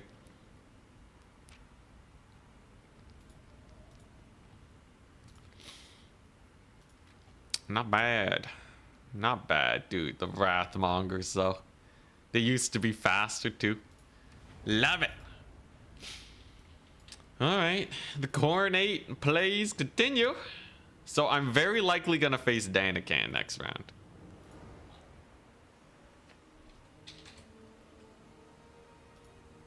Potatoes Devil has to drop from the tourney.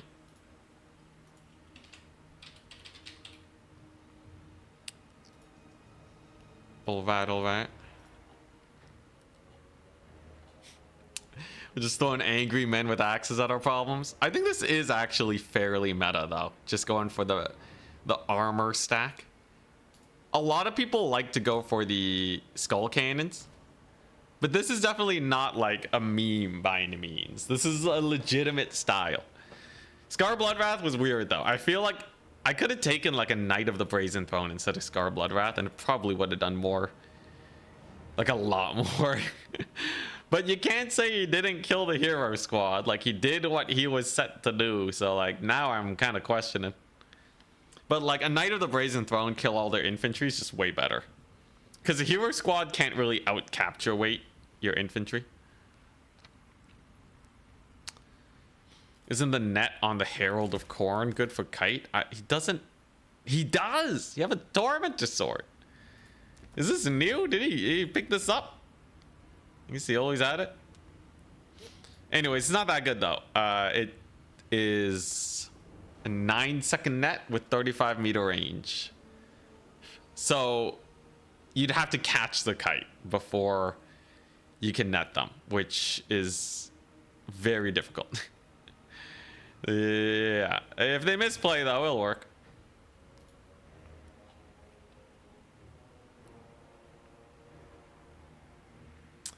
Anyways, Danican's gonna wreck me. Although, I guess Scourge on the Chariots do a little bit less damage. Like, it'll just be a weaker version of Empire, right?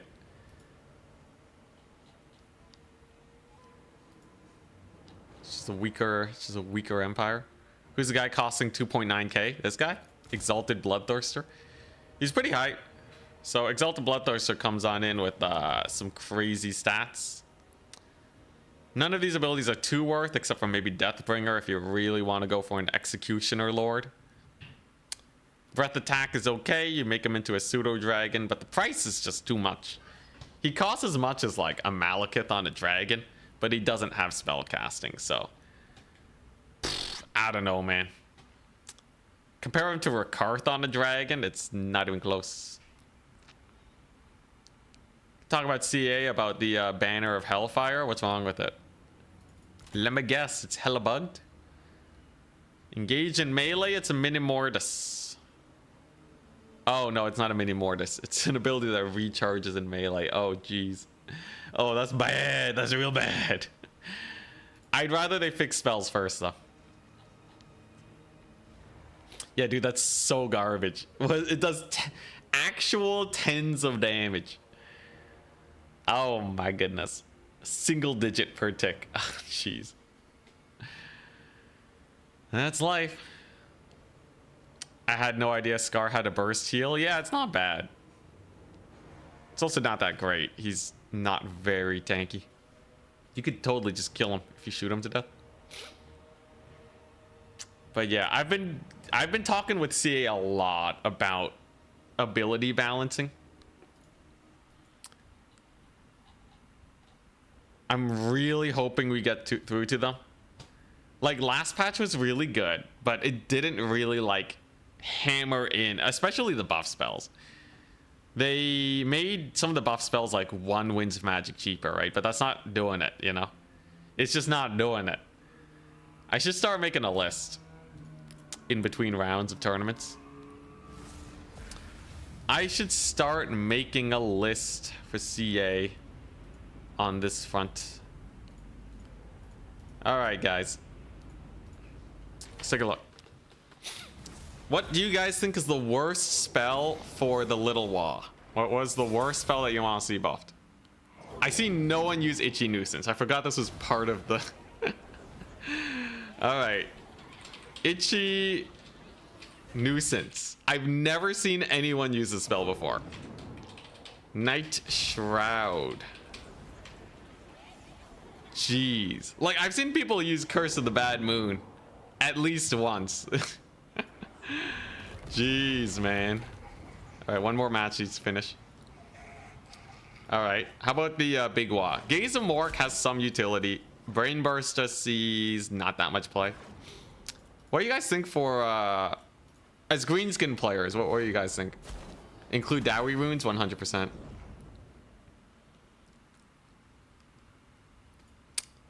People use Brain Burster? I feel like Brain Burster doesn't see play. Lil Wah's trash here is pretty bad. I see people use Irigo and Fist of Gork. Foot of Gork got buffed. No one uses it still though. It looks great though. You've seen Itchy Nuisance in Eternity? Really? Yeah, Ed Butt's not really great. Yeah. In theory, it should be not bad though.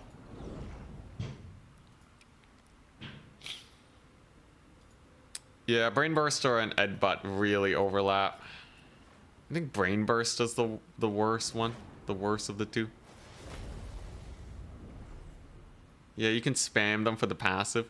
Why is no one using it? No AP. And I think it has a long wind-up time, so you can dodge it. Unlike a lot of wind spells. I'll include both.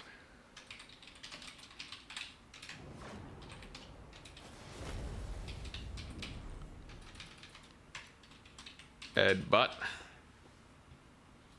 Lore of Light. People have been using Shems. I've never seen Faw's Protection or Light of Battle. they've never ever been meta. Faw's Protection, Light of Battle.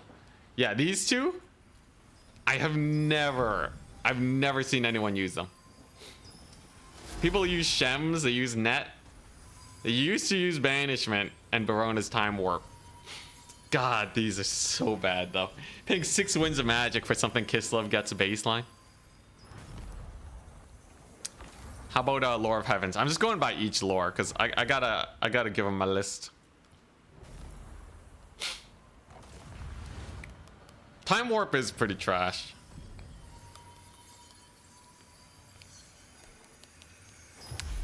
Let's just give him like the worst of the worst though. I don't like, I swear, like people are going to like complain, you know, when I propose like some of these, if it's even like slightly debatable if the spell is good or not. I don't know why. Because like, you know, it's not like Barona's Time Warp is going to be oppressive in the meta, right? But every time I'm like, yo, we should buff this spell, there's always that one guy that's just like, you can't buff Barona's Time Warp. You can't make that OP. They're gonna kill everything with it. I don't know, man. There's always though. There's always. So we're gonna stick with the worst of the worst. I see Harmonic Convergence and Wind Blast. Uranians don't really see Curse of the Midnight Wind.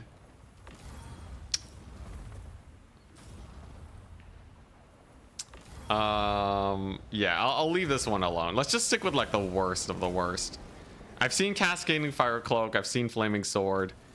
These all see a decent amount of play. At least they see play, right? I want to get like the worst spells ever. Let's see here. Most of these are used at least. Even Doom and Darkness is actually used. Still don't see Curse of Years. I think it got buffed. No, I have not seen Curse of Years. Blood Penguin and Dr. Jellyfish are still fighting it out. Okay. Glittering Robe. I saw Boss Toss try it, and then he stopped trying it.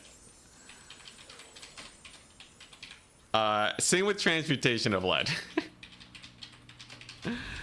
It was hilarious too. We got to see it in action. All right, nothing is worse than seeing someone hope that the spell works. Hey Charix, what's up? Yo, it was a sick game yesterday, man. Very sick game. What's been cooking? I've been trying to learn how to corn it up. We're also making a list of spells to give to CA. Yo, Charix. In the lore of high magic, actually, it's a pretty good lore. What's the worst high elf spell that you think could see a buff, Charix? What's a really cool elf spell that you just have been dying to see buffed? I'll give it to CA to ask if they can make it better. Actually have seen Occam's Mind Razor. I've seen all of these used here or there, so I don't think we need to look at that. Arcane Unforging, people use that one. I like never see Vile Tide. Vile Tide.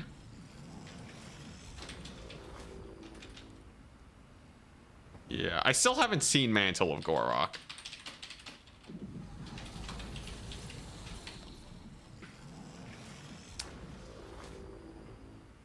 You see the Phoenix spell? Oh, yeah, crap. Fiery Convocation. Yeah, it's pretty rough. It only works because Teclis has it bound and you can net dudes. Lore of Beasts. No one's running Pains. I think Amber Spear got better. No one's run Wissons, as far as I can tell, or Curse of Onrir. Yeah, no one's running any of these. Wissons, Wild Form.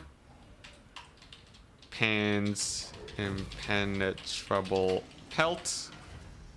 Curse of On right here. High Elf's got a lot of spells. I'm sure there's something that you've experimented with that you just wish could be a little bit better. All right, we'll put a pause on this since we found our next opponent, and it's gonna be Sirika. Yo, I'm Corn. Let me guess. He's playing Wood Elves. SFT declaration. Sirika is playing.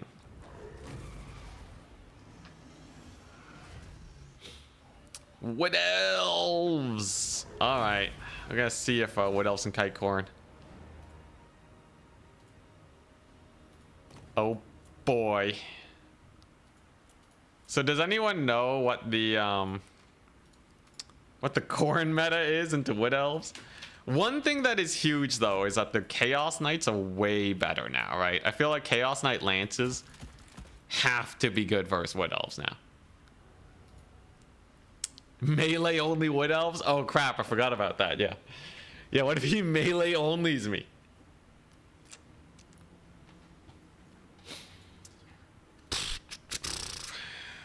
Who's first ban?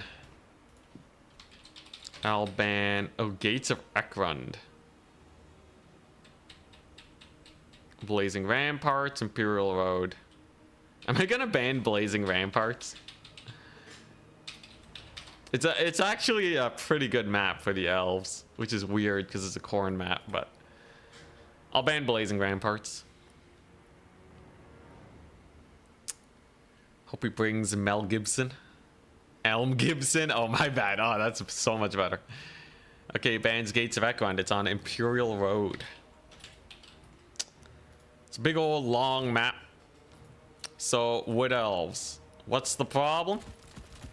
They can shoot you to death. Banning a corn map is corn? Ah, no. Big shame. Big shame. So what? They might have some tree men. Tree men are like pretty manageable though. How do I not get shot to death? I think that's the big question. How does one not get full of arrows? One of the fun things we can do is this. Just get a super cheapo dude. You know, Vial of Troll Blood could make Furies unbreakable for 73 seconds. That's kind of hilarious. That's a long time, man. That's a hella long time. Mo shields. Shield max it.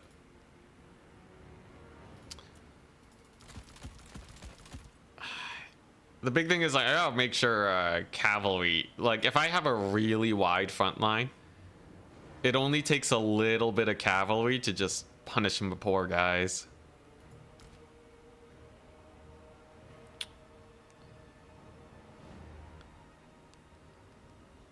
Did Charix give a spell yet? No spell from Charix. Yeah, a couple people use Mantle of Gorok, but it's still very, very unpopular. Okay, I think having Mega Furies is a funny way to go about things. Sadly, these guys don't really have fire damage. The Forsaken do, though. The Forsaken do have fire damage. Could be quite fun. Okay, okay. I like where this is going, actually. I really like where this is going. I just have to make sure that I have something that can kill Treekin. Treekin will be a menace if I do not have a good enough counter to them. Then of course we gotta make sure we don't get rushed into oblivion.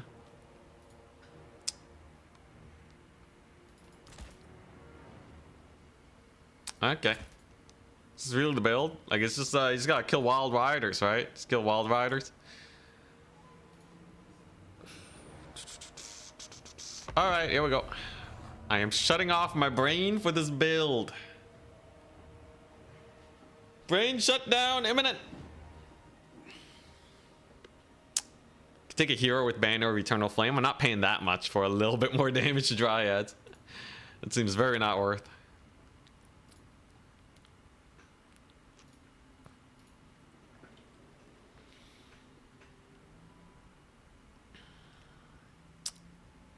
Yeah, it's not worth taking the banner.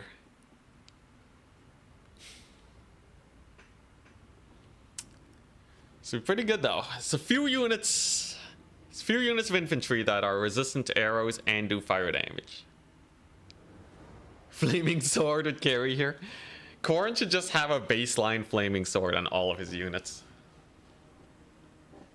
But that would mean that they all have magic attacks, which is kind of weird. Just becomes Zinch. It's what, 30%-ish? No. Not 30%. I think it's 20% weakness to fire. I know that's for regen. For dryads, it might be 15. I forget. I'm gonna sleep while watching this stream. Oh, hell yeah. Yo, 4-0 victory would be great. As the standings right now, let's take a look at the tournament.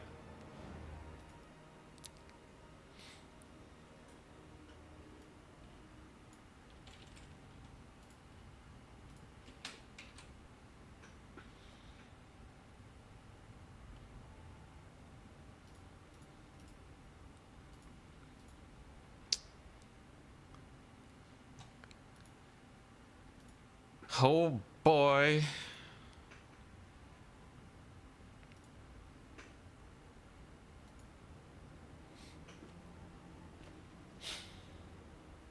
Yeah, just 8% weapon strength. That should be the effect of the Mark of Khorne. 8% base. It's 20% fire weakness.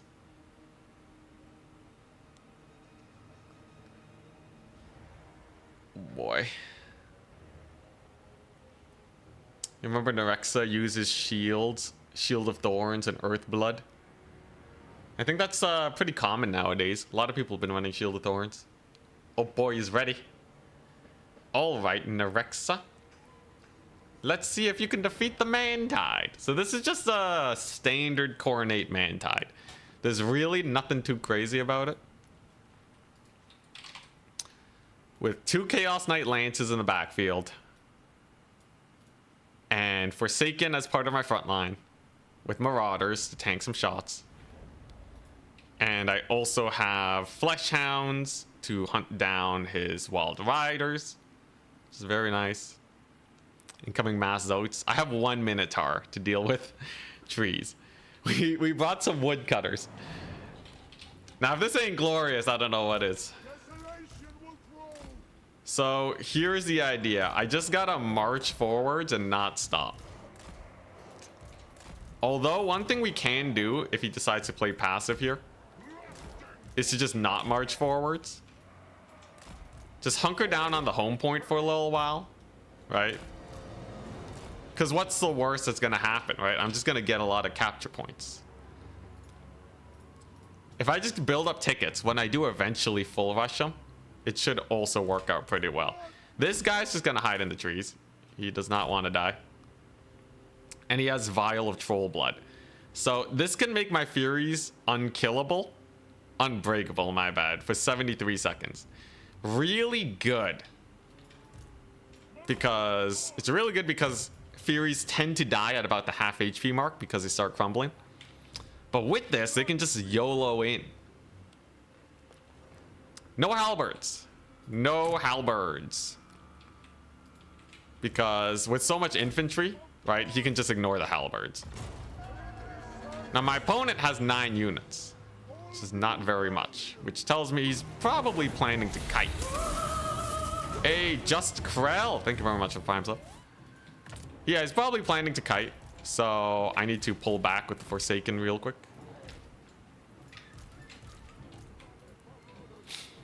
Zotes, some Wild Riders. Capture point number 1 is mine. I imagine a huge Waywatcher volley is about to drop.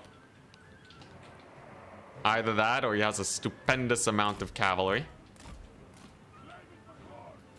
I only see 3 of his units. Glade Rider Hagbane tips. Okay. Now I'm really interested to see how this goes. So I'm going to bring in the dogs. The dogs are here purely just to punish their charges. And then my lord's just going to stay safe in the trees. He doesn't want to expose himself and get murdered here. Deepwood Scouts. All right, well, he's dead, right? He's just dead. He brought Deepwood Scouts to an armor fest. Like, I don't know what to say. It's just Deepwood Scouts. Okay, well, that's like the most perfect thing I've ever seen. I could not think of a better unit to have to deal with than Deepwood Scouts. So he bought a Doom Bolter. My lord's safe, though. He's fine. Alright, I gotta be wary of those Wildwood Rangers, though, right? So let's not just deep dive them. They can most definitely get some work done if I'm not careful. And this is a great time to get in the cavalry. Great time to get the cavalry in. Here we go. So versus Dryads, we'll just pile on in. I don't want to be overly aggressive here.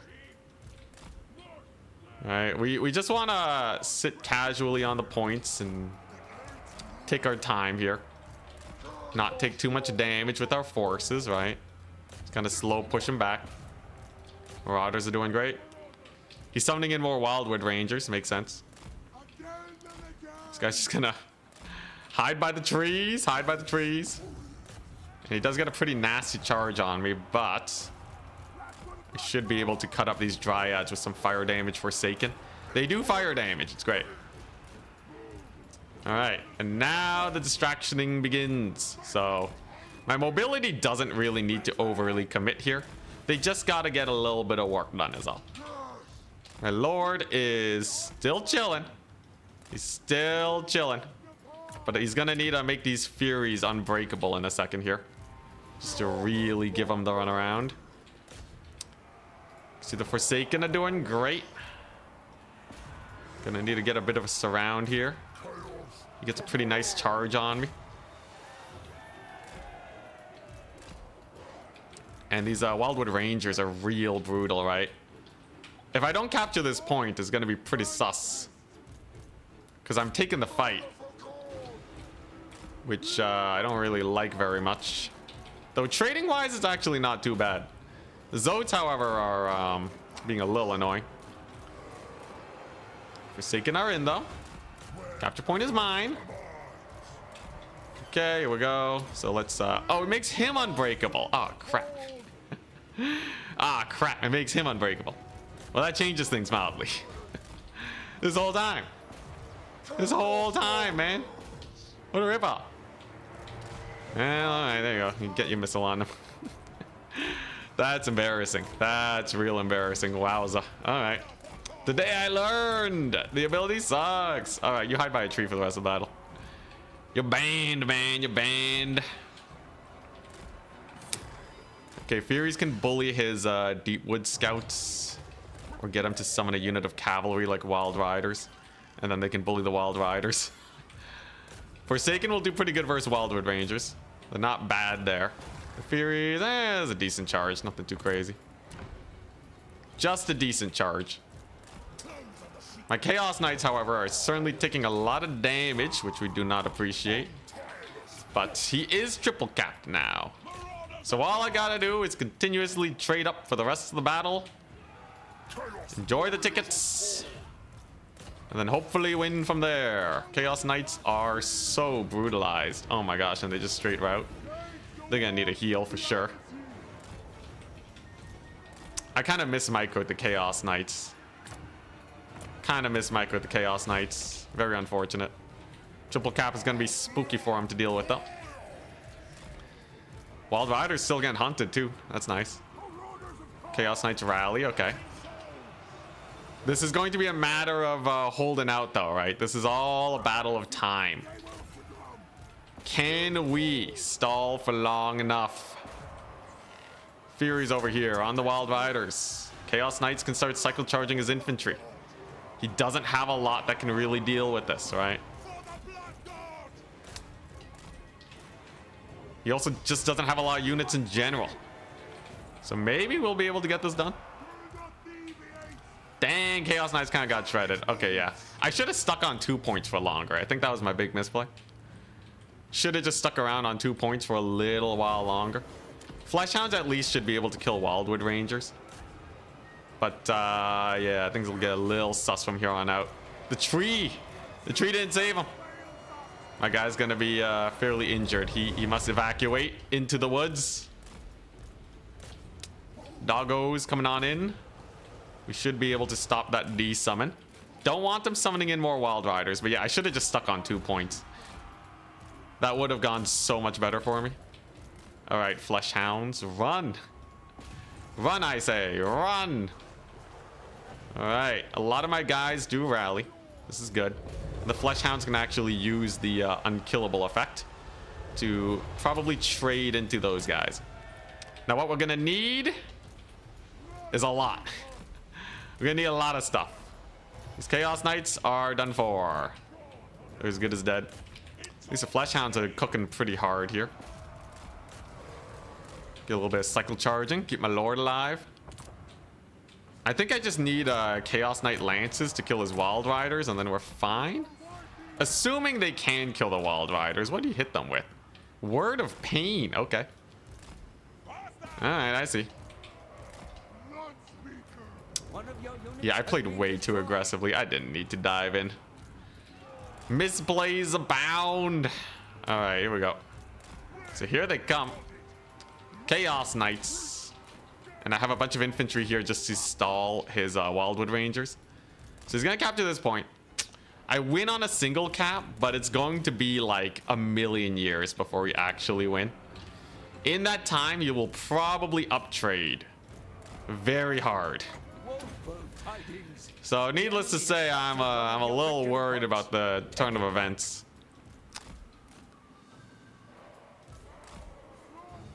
We're just gonna pull back. We're just gonna pull back and hope that we have enough to kill off all of these guys. At least we're distracting a whole Wildwood Ranger, but this is gonna be rough. Lord should live at least. And if I can get my Fury squad going, we'll be goodies. Or even a Doggo squad can definitely chase these guys down. There you go. So you got a little debated over there. It's killing off these Wild Hunters of Kurnos and this one Wild Rider that's going to be the hard part. So we're going to have to outmaneuver him and probably get some Furies in, right? It's actually better for me to just focus on uptrading than anything else. Okay, here we go. So there's triple cap. Come on, Furies. I really do need these Furies here. Okay, pretty good, pretty decent charge. He does get the downhill advantage, but his Wild Riders here are a little bit distracted. So it's actually a pretty decent surround. I'll take it, I'll take it. Can distract these guys a little bit, try and catch some cavalry. We're gonna bring in the Furies, they're gonna do great.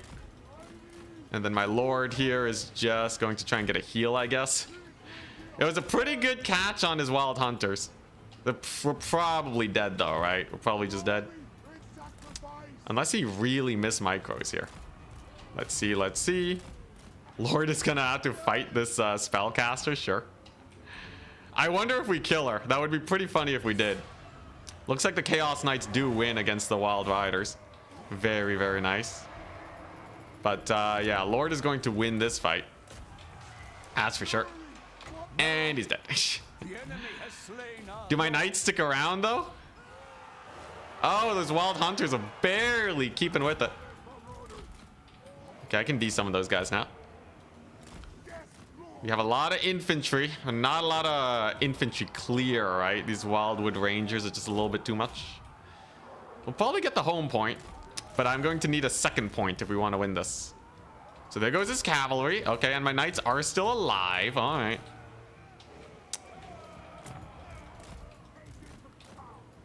And let's see. So we are capturing the point. That's good. He has so many Wild Riders, though. The Chaos Knights will have to cook so hard for this to work. I can still possibly pull him into some bad fights, though. So, like, take a look at this, right? Like, this is a really good fight. Over here, I can pull back with the Chaos Knights, and maybe these guys will pull through into my Flesh Hounds and die. I'm not calling it quits just yet. Anything is possible. Anything is possible with enough gusto. We're definitely super far behind, though. And yeah, the Furies just died. Dang it. Alright, yeah, he got me. I wonder, so if I brought better infantry, he would have just shot them with the Deepwood Scouts, right? That's the big problem. I get a pretty nice charge on his Lord, though. Is there any way these Furies just delete everything? Let us see, let us see. And the answer to that is no. Alright, GG, well played. GG, well played. Well, I got my 3 wins at least, so we're definitely gonna make it to the semifinals. But I'm gonna need to figure out a Khorne versus Wood Elf game. Because, yeah, these Wildwood Rangers just cook way too hard, right? The Forsaken did real bad, too. But playing on his side of the battlefield was just always going to be rough. Had I just sat back and tanked his arrows a bit longer, I think we would have been fine. He did have Zotes. Yeah, he did have 1 Zote. The Zote was okay. I also didn't micro my cavalry the best. They kind of just took a lot of damage early on for no reason.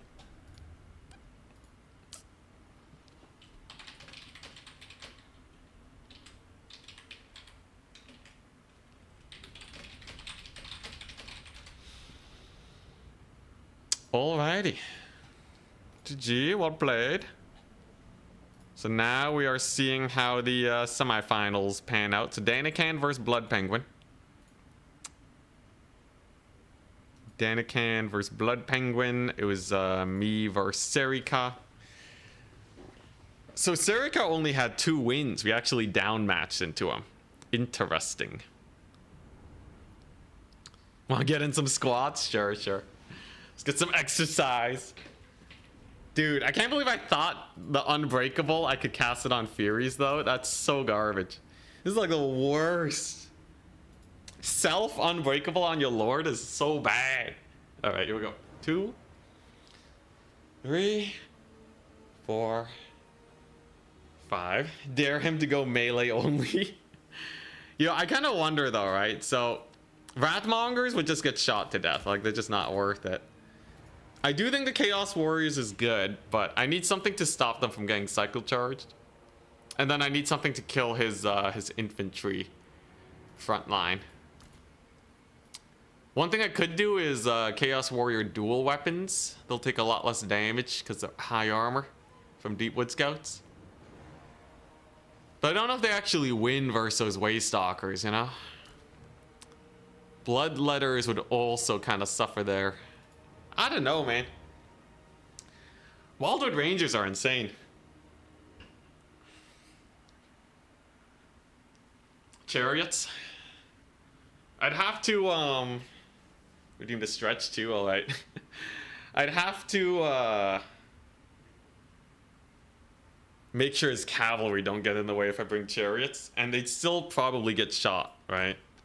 A Gore Beast is 130 armor though. But enough arrows is still enough arrows. Can I charge through my infantry lines with these guys? Clearly, Skull Reapers is the answer. This might be a matchup where Valkyria is not bad, though. So Valkyria with the Spear of Sleipnir is a good punish for all of these dudes. Yeah, Fleshhounds aren't enough.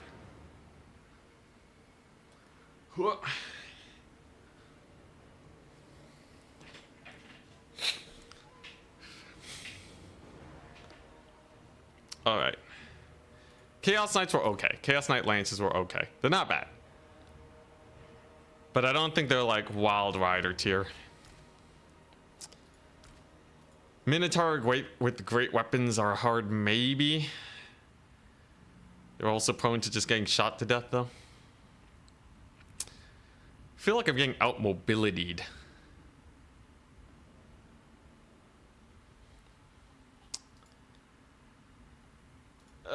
Let's see. Korngors, they would get shot up. The Forsaken were just getting focus fired, which makes me almost want to just cut them. Stick with the high, with a bunch of these dudes instead. Marauders are good for just shielding away the cavalry a little bit. Like, yeah, ROR Skull Cannon's the way to go, but like, he brought Doombolt, right? So I think Doombolt to snipe the Skull Cannon would just make life not really work there. Oh, do we have top 4 yet? Danican and Blood Penguin are still playing. Okay. Couple chariots. I think maybe I do just work on my chariot micro. Holy crap. Whoa, bro, Ken L. What the crap? Some curls too? $100 for some curls crap. too. How many curls you want me to do? Alright. Jeez. I'm sorry, guys. Ken L owns me now. That's a lot of money, man. This was some curls? Alright. Holy crap. Alright, here we go. Ugh. I got resistance band curls. 4, 5, 100 curls for $100. Sure. We're waiting anyways. It's not much to do. Alright, 20 sets of 5. Can I do it? Let's refresh the bracket. 1, 2, 3. This is a curl stream now. Yep, 4, 5. I'll keep doing it until my round shows up. How many kilograms do you curl? Actually, I do in pounds. 3, 4, 5. Yep, both sides, both sides. 1, 2, 3, 4, 5. Oh, jeez. What am I at? I'm at like 10, right? Yeah, no, usually like I can curl like 20. But not, I can't do that many reps at 20. True corn stream, that's true. I gotta power up, right, to beat what else? 3, 4. Oh, jeez, 5. Yo, it's getting a little wibbly wobbly. I might take off the weight, the straps. 1. Oh, 2, 3. Oh, jeez, 4. Oh, jeez, 5. All right, there we go. It's like what, 15? All right, I'm taking off the straps, man. Yeah, way too heavy. But yeah, these 10 pounders I can do all the time, man. 10 pounders are fine. Oh, that's so much lighter. 2, 3, 4, 5. Oh, geez, that's 20. Oh. Yeah, again, ready for the Total War Creator Clash. I'll do more. Just give me a second. They're still playing. Jeez, I hope they finish soon. And I gotta figure out how to beat Wood Elves, man. Dude, Wood Elves, the menace. If I had beaten Erexa there, he wouldn't have made it into the top 4. 1, 2, 3, 4. 5. Why not go dual axe chosen? I think they still down trade to the Wood Elf dudes, so that's 25. I'm a quarter of the way there. I think they still down trade. I need a, yeah, I don't know. Maybe normal Corrin Warrior dual weapons. Let me see how they do real quick. Price-wise, we're looking very similar. Oh, jeez. All right. Oh, my arms. My arms. All right, here we go. Let's get one dual weapon. Normal mode it. Go to the Wood Elves. Get a Wildwood Ranger and a caster. All right, here we go while we load. Ah, jeez. 1, 2, 3, 4. Oh, 5. Need to keep the elbows close to the body. Oh my gosh. Now we gotta do form. Alright, I'll work on my form. Alright, here we go. Let's see these Wildwood Rangers. while we let the fight play out. Elbows close to the body, so it's supposed to be like this. 2, 3. Oh, jeez. 4, 5. Oh, they actually do not bad. Yo, maybe I should go corn dual weapons then. Do they do fire damage? Okay, they don't do fire damage, but surprisingly good versus the Wildwood Rangers. Surprisingly good. Well, I'm at 35. 1, 2. Yeah, they're not chosen. 3, 4. Oh, 5. Oh, okay, all right. All right, I'm starting to die, guys. Holy crap, yo, they won though. Okay, so I should just Chaos Warrior dual weapon it, right? Not bad, not bad.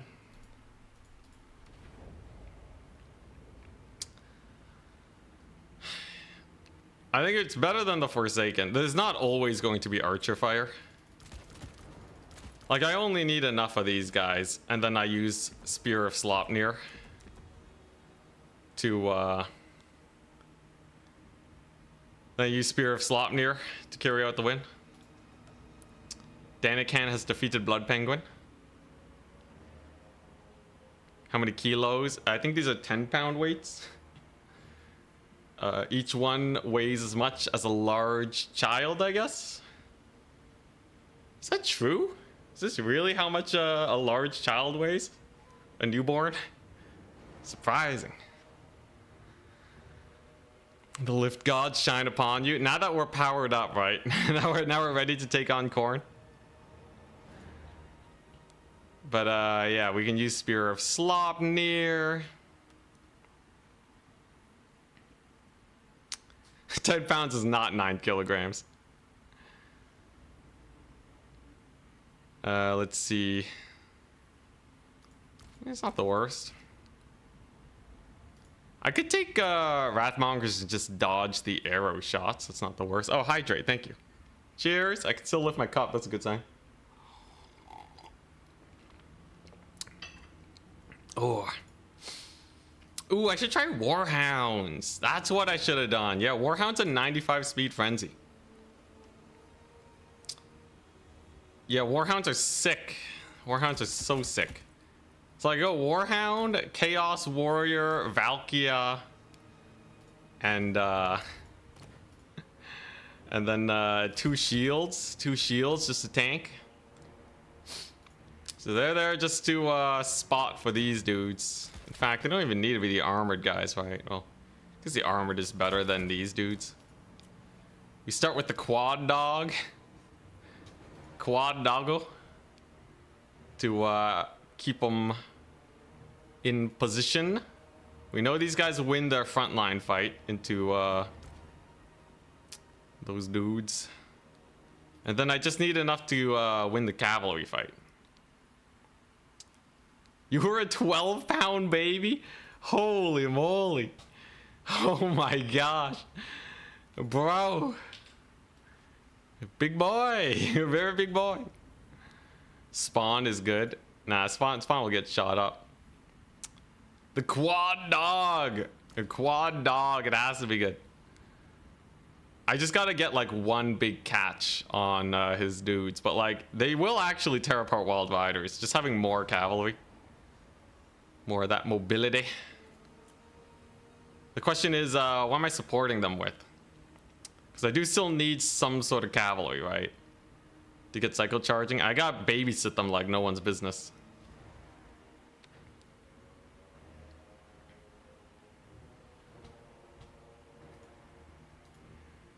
Slowly reverting back to mobility spam. I probably shouldn't start with this many dogs, right? Like, it should probably be this. I want to, though. I really want to. I think it would be better to, like, run. The money doesn't pan out super well, does it? Do I take a Wrathmonger? The Wrathmonger is guaranteed you'll win the fight, but he's gonna be looking to shoot it to death. It's 5-round tourney? Nope, 4-round. 4-round, if you get 3 wins, you make it semis. We're just waiting on Dr. Jellyfish and Lemur's Bane.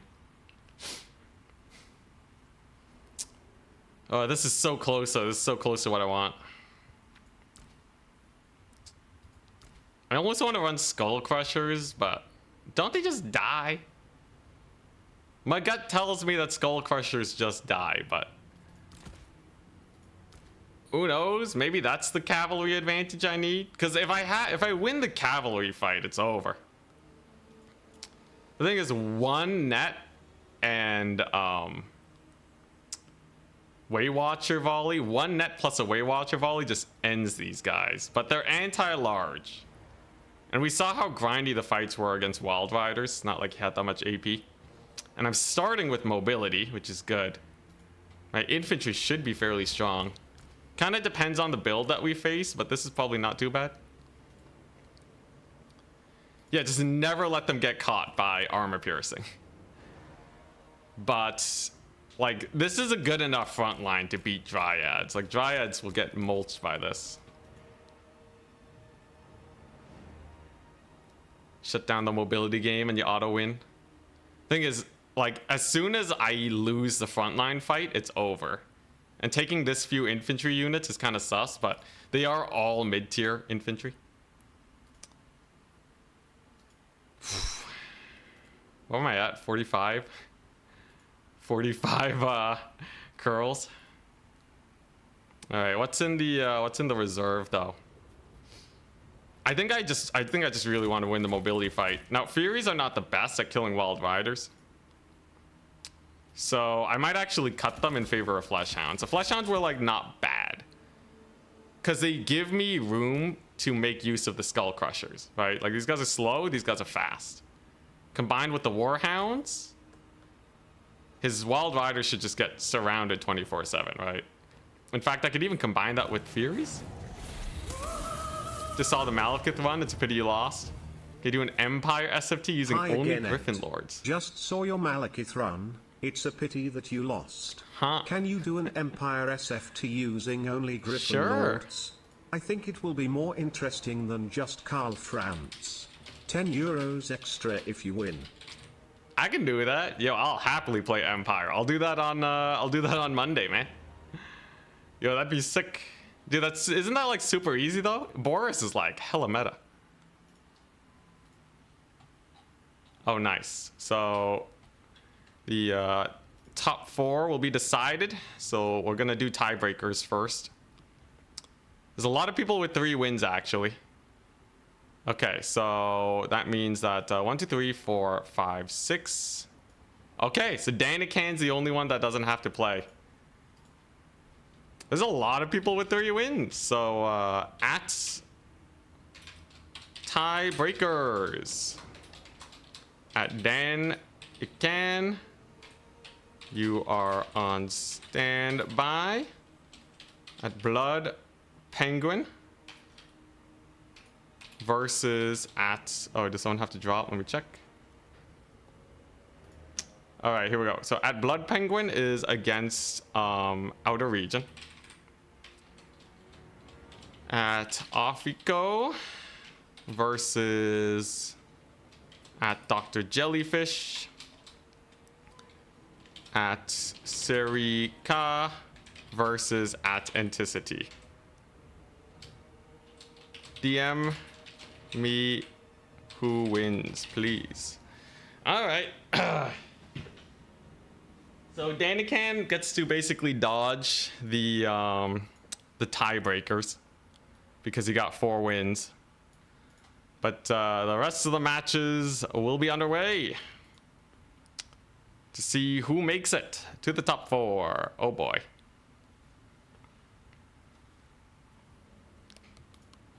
Here we go. I'm gonna have to face Serika so soon again. All right, here we go. We meet again.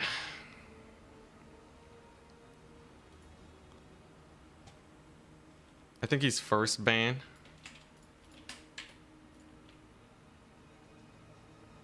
Yeah. Your first ban.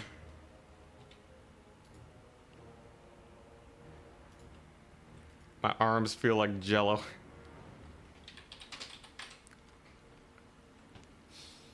Alrighty. What if I donated you 11 to ignore the suggestion? I don't think I can do that. I'd happily accept a separate challenge, though. Alright, here we go. Here we go. It's time. You want to see decrepit more?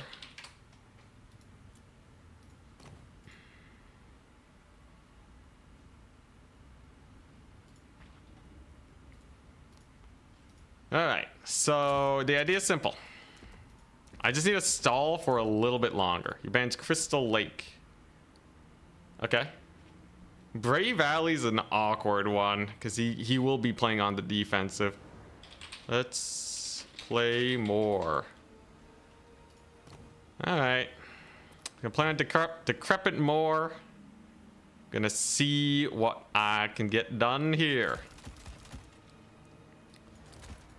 Alright, so the biggest challenge of our time is figuring out how in the world we're going to stop him from just shooting me up like no one's business, right? He's gonna have skirmishers. Very likely he might even go for the same build. And that would be a little awkward, right? Just a little awkward. Gonna have a lot of cavalry. It's gonna be painful. Gonna be a little painful. This is not an insurmountable challenge, though.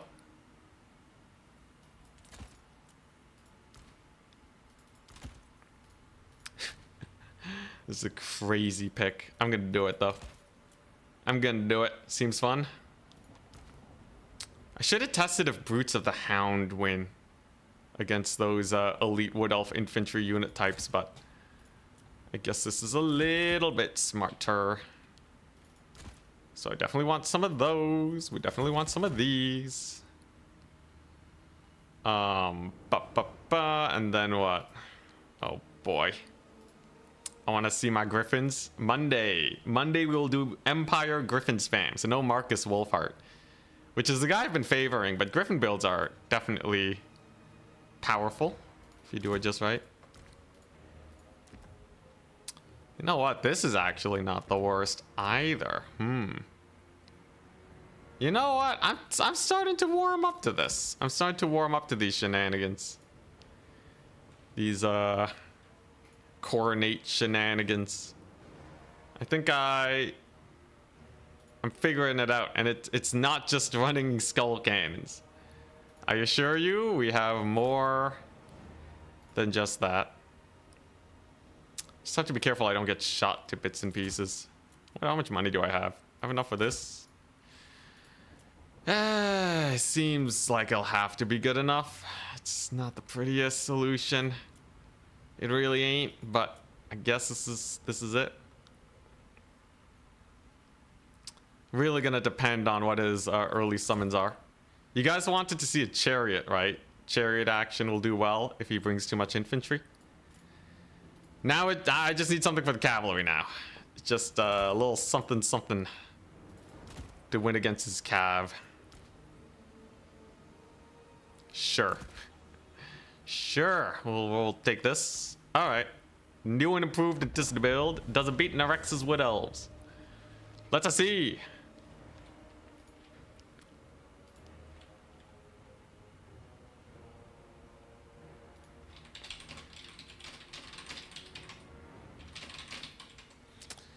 And while we're waiting, it's time to get more ripped. Gotta power up.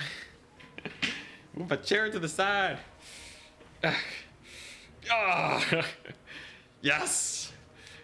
Let the coronate power flow through me. People are gonna tell me to go slower, but whatever. Do some squats. Oh, Jesus, squats are way harder. At this point, I'm just playing with weights. It's fine. I'm not gonna get injured. These are 10 pounds, okay? I'm not gonna get injured. When it gets heavier, I'll have proper form. Don't do this at home, kids. Except for the exercise part. Oh, he's still making his build. All right. Gonna need bigger weights? Absolutely. I'm using the resistant bands, but I need to buy like better weights. Oh, I can do lat raises. It's pretty nice. Get an easy curl bar. I'm working on it. I live in an apartment right now. I don't want to have to go through the pain and suffering of like moving around weights and stuff. I also don't want to like drop it or something. There's also a gym. My apartment has a gym, so I should just go to that gym whenever I need to. This is just kind of something I do on stream. The bulk city, absolutely. All right, I'm done. I'm gassed, man. Oh my gosh. Oh. All right. Lift for the lift god, squats for the squat throne. Thank you very much for encouraging me to be a healthier, more ripped person.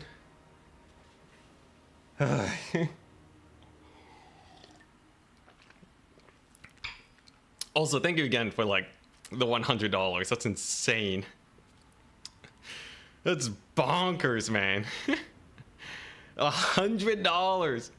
I don't think I can ever do enough curls to make that back. I think I would just, my arms would fall off. But I hope that was at least along the way there.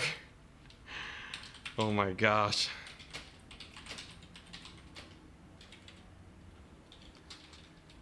All right, come on, Sarika. Face me.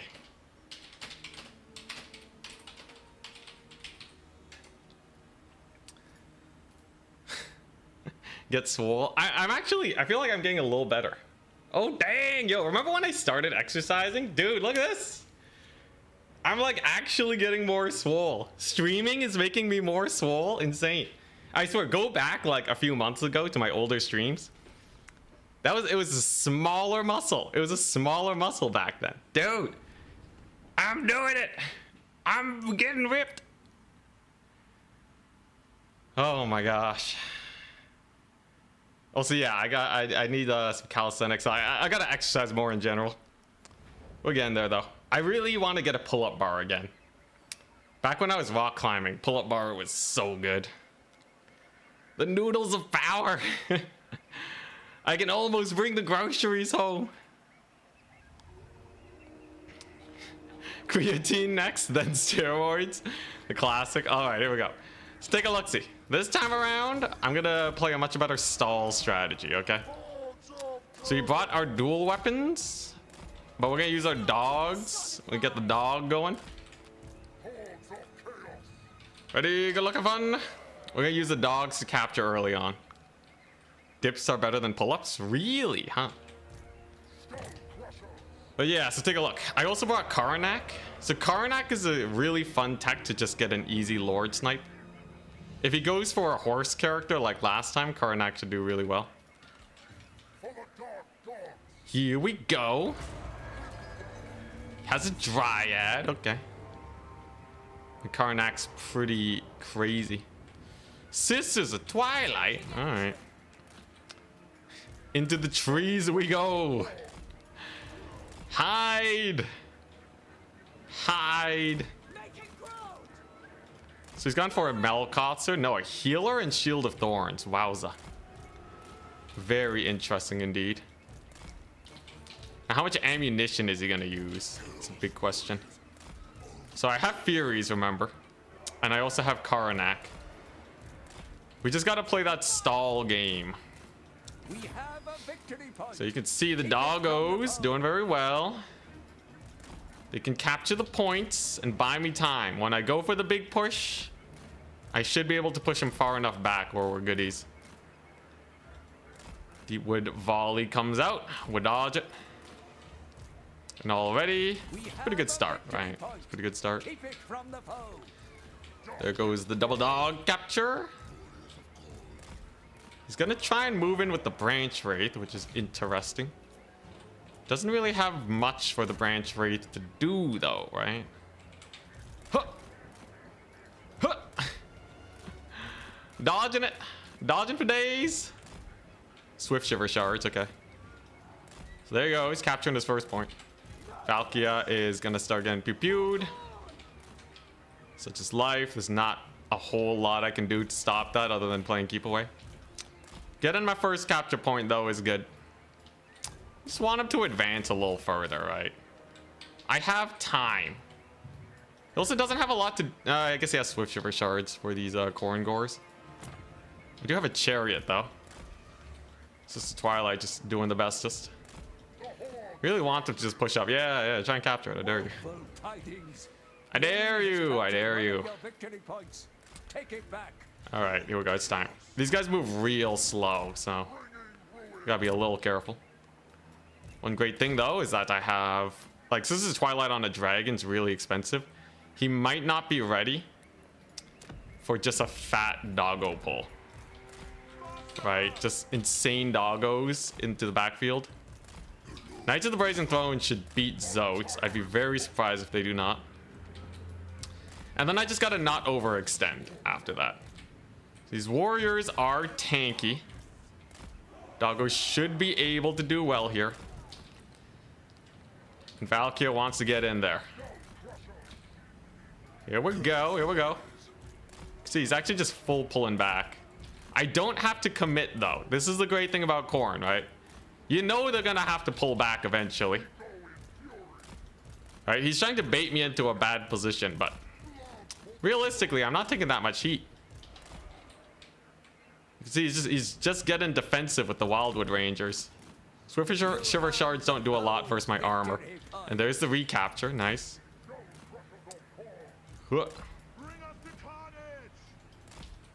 Just eat the pepper. We're trading HP for tickets, which is what I'd been doing if I full pushed it. But this should be quite a bit slower. Does get an Arrows of Kurnos in there, though. I do have that mobility advantage, however. And of course, we can get even more doggos into the grind. Just gotta keep stalling. And then as soon as he runs out of his ammunition to kill my light infantry, then we bring in the Corn Gores. And then we win.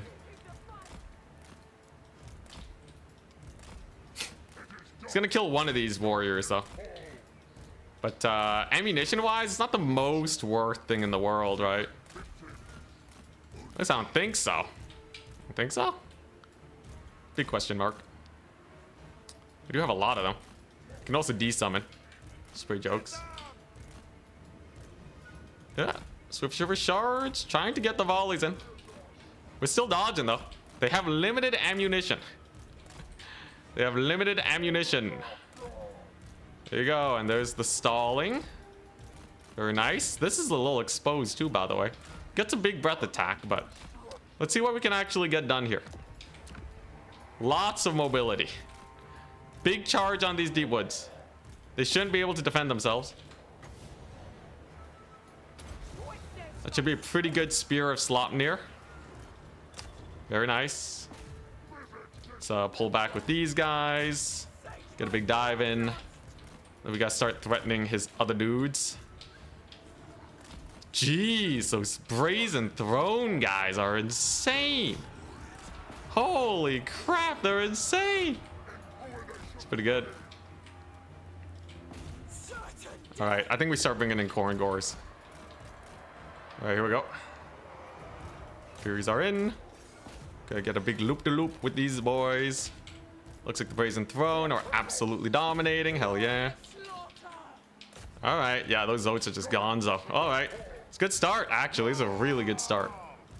Deepwood Scouts can, yeah, they can just get charged over there. Oh, he just friendly fired himself. He just friendly fired himself like crazy. All right. There you go. Knights of the Brazen Throne with the Mega Collapse. Sisters of Twilight are in a terrible position now, and I think we just got them. I think we just annihilated here. Yeah, dude, Knights of the Brazen Throne is sick. I'm never writing them off ever again. They're the best. Clearly, Knights of the Brazen Throne are sick. These guys remove their magic attacks, so they won't kill my guys very quickly anymore.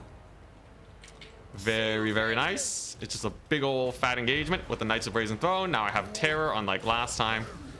And this is going to be very painful for him. That was just a fat old engagement. Korngor late game summons will absolutely dominate too. There you go. So this is a Twilight. We're suffering, and I can just go for the kill. I can just go for the kill this time. Holy moly, that went like a million times better. The posturing, the positioning on the map, everything was great. There you go. Let's get a little bit extra damage in there. Knights of the Brazen Throne will be in. So this is a Thorn. No way they can do anything. And he's just dead. He's just straight up mega dead. There's nothing you can do to stop this. Not with more Korngors coming in. This is Twilight, still getting bullied. Although he's still grinded fairly well, surprisingly. But he's now triple capped. I like this, actually. I really like this. To beat Serika's Wood Elves is no small feat. No small feat at all, man. Dude, oh my gosh, these guys are so armored. They just don't die. They just don't die. Look at him go. I think he still has a Waystalker. Didn't he shoot an Arrows of Kurnos or something? Anyways. Valkia is totally fine. She can just murder the Sisters of Twilight. Let's not get overconfident, though. Overconfidence is what leads to defeat.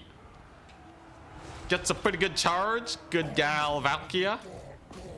I don't think he has any AoE here. And the terror out on those. Man, Knights of the Brazen Throne are so sick. I'm in love. I'm in love with these guys, man. They're so good.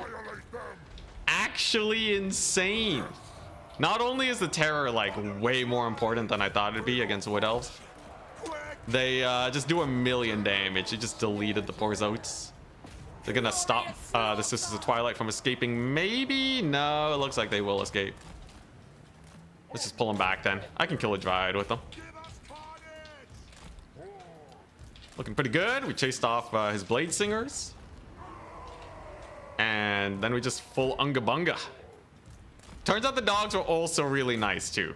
As expected, he just didn't really have the cavalry numbers to save his forces.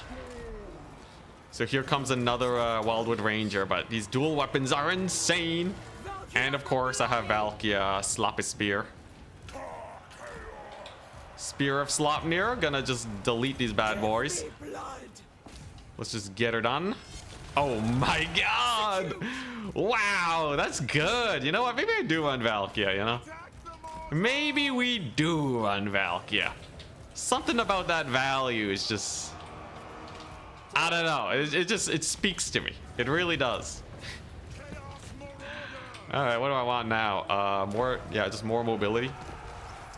I'd say that was a pretty worthwhile cast of our spell there. I don't know about you guys. Surgical. Dude, this went so much better than last time. It's just that learning experience, right? You just have to know what you're supposed to do. I will say that this Dryad, this branch rate doesn't want to die to my Knights of the Brazen Throne. Dang, look at them. Dude, this makes Wildwood Rangers look so much weaker. Yeah, I just really needed I can't believe these guys. The thing is, Way Watchers would have been way scarier. But because of the price increase and the fact that I can still summon Korngors, I think Way Watchers also don't win it.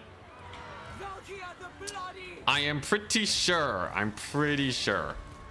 Though it's always hard to say, right? It's good to know that this matchup at least isn't doomed. Blade Singers probably won't be able to do much. Let's get those Furies in. Wow, that branch rate though. What the crap? She's finally gonna route to the Terror, but boy did she hold out a long time.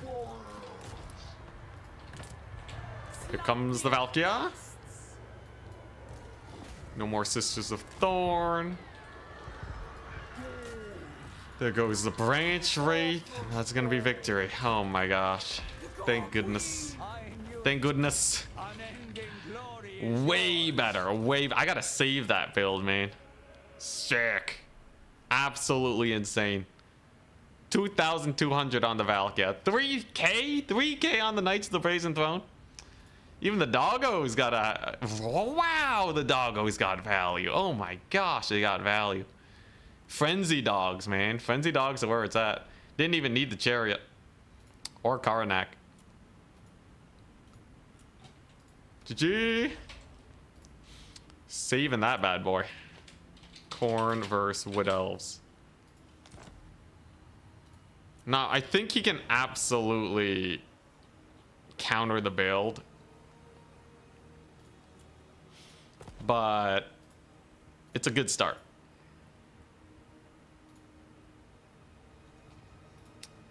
It's a good start.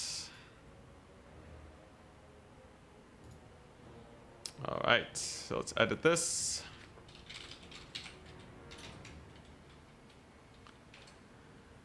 Okay, let's check out the tournament chat. I think other people are still finishing up their matches. So we wait on those. Outer Region and Blood Penguin. And Jellyfish versus Afiko. In the meantime, I can start setting things up. So let's click the advanced top 4 button and start adminning.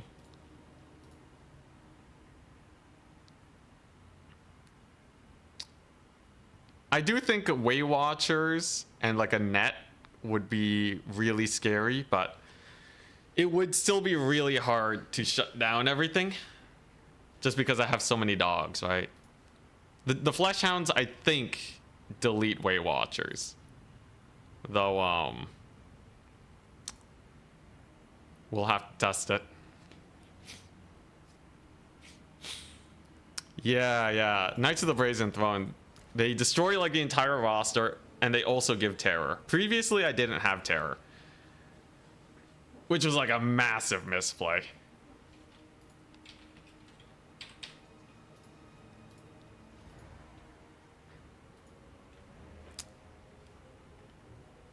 Hound maxing, yeah. I did have to go a little far away from the Unga Bunga, but it's worth.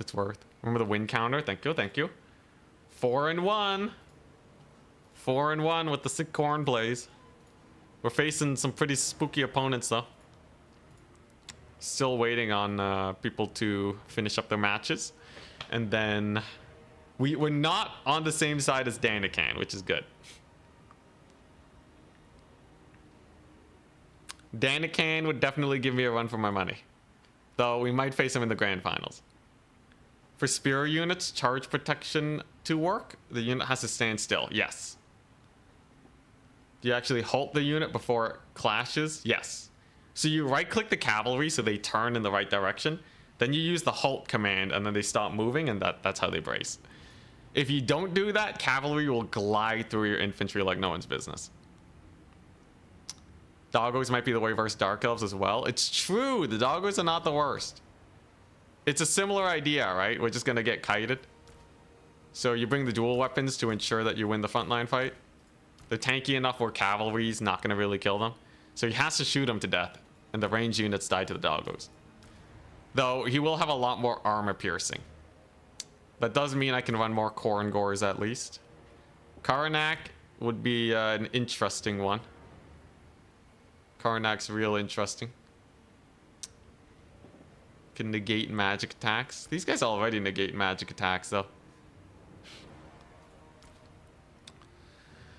But yeah, I think something like this is not bad versus Dark Elves.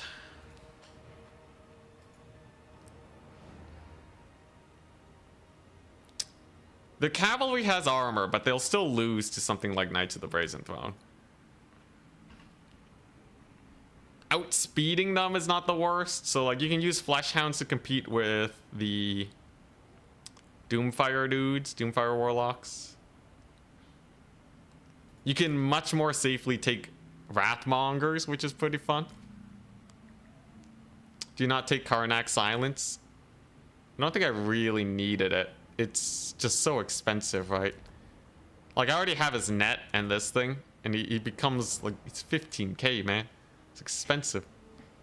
Any use for the Corn Soul Grinder? No, never take the Corn Soul Grinder. This is probably the weakest unit on the entire roster. I would rather take a War Shrine of Corn than the Corn Soul Grinder. That's how bad it is.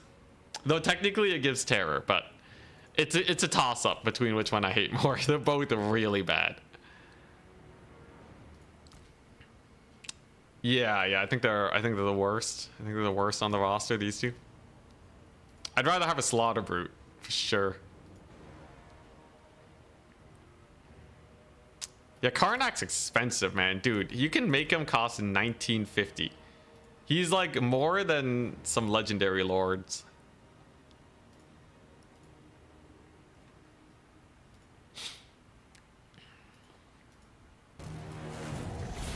Hey, the sub. Thank you very much, Asp. 5 months, dang. Everyone's getting into 5-month subs. That's like when the return of Anticity happened. The Corrin ROR Berserker loses to 2 Marauder dual weapons. The Corrin ROR Berserker? You're talking about these guys? You're saying they lose to 2 Corrin dual weapons? Like, aren't they cheaper? I guess you're saying that the Brutes of the Hound, you might as well take Marauder dual weapons instead, right? The thing is, so the biggest thing though is that they're unbreakable. So they're way better for like committing to the rush.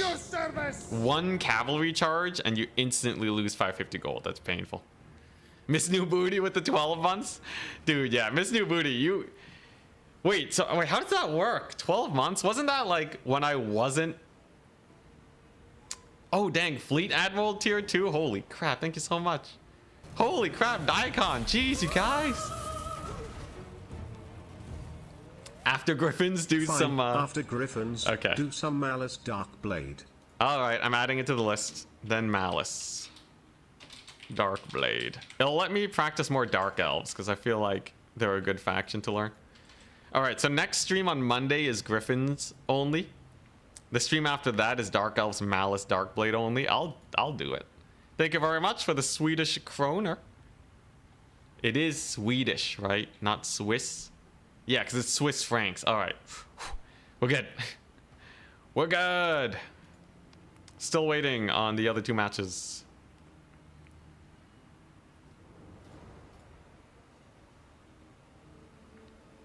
I know. Chat's going crazy, man. Dude. It really helps a lot. I cannot overstate how much it does help.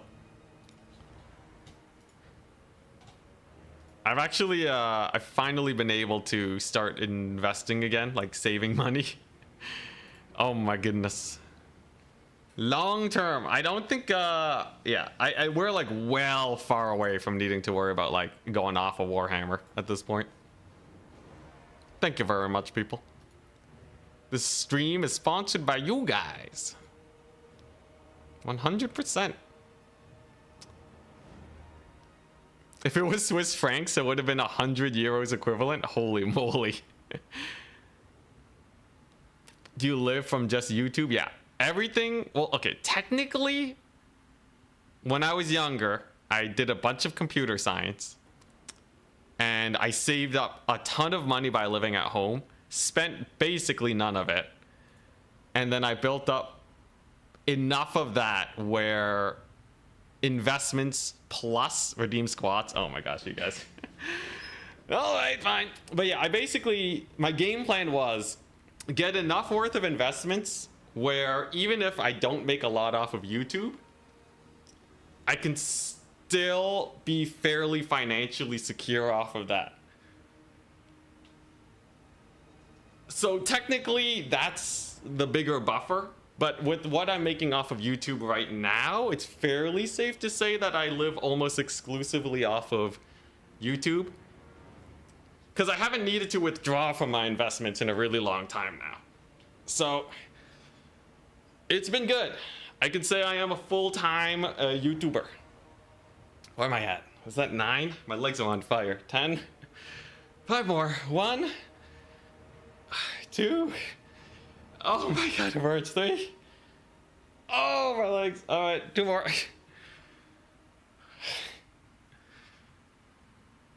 All right, there we go. And they're done. These people are done. All right. Blood Penguin says he lost. Outer Region won. So Outer Region beat Blood Penguin. All right, no more squats. No more squats. I'm disabling it, man. I'm so pooped. I did like 45 curls, like 30, 45 squats. Oh, man. It was a good workout day, though. Okay, so Outer Region is versus Danican. Can start playing. You versus Outer. All right, and Offico won. Which means you verse me. Alright.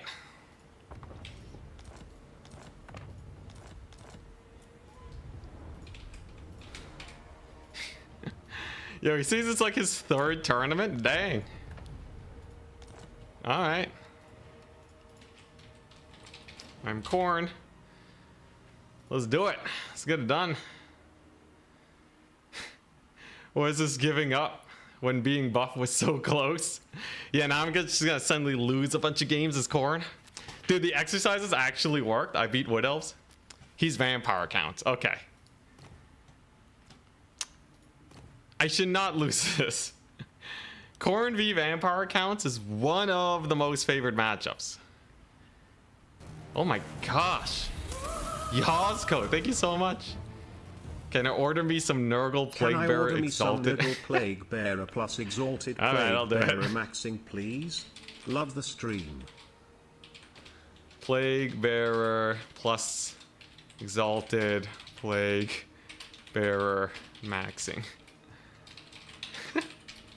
Thank you very much. I'll play that on. I'll play that on Wednesday.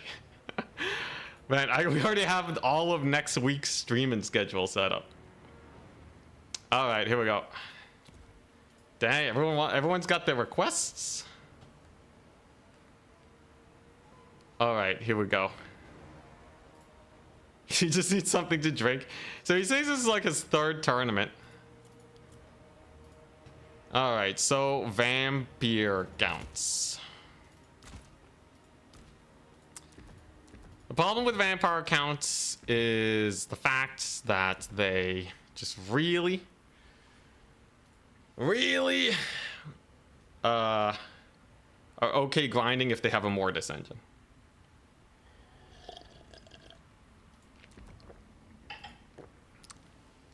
So that's primarily what I got to worry about.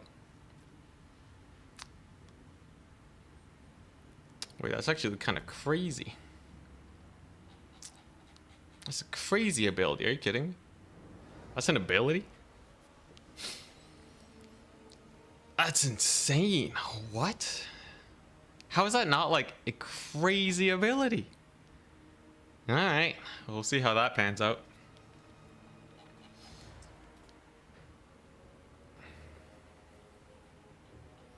Yo, Plague Bearer, Exalted Plague Bearer. I think you can make it work though. You're kind of playing it like vampire counts. Bring the Chad Gorgon. Okay, wait, actually Gorgon's kind of hype. Because it also heals. You have to make sure you don't die to Crypt Horrors though. Like, I still need units to clear up infantry. So I don't think I start with the Gorgon. I think that would be a big misplay. This is good though. This is a very good standard, very powerful start. Hey, thank you, casual player of Total War. Thank you very much for the Prime sub.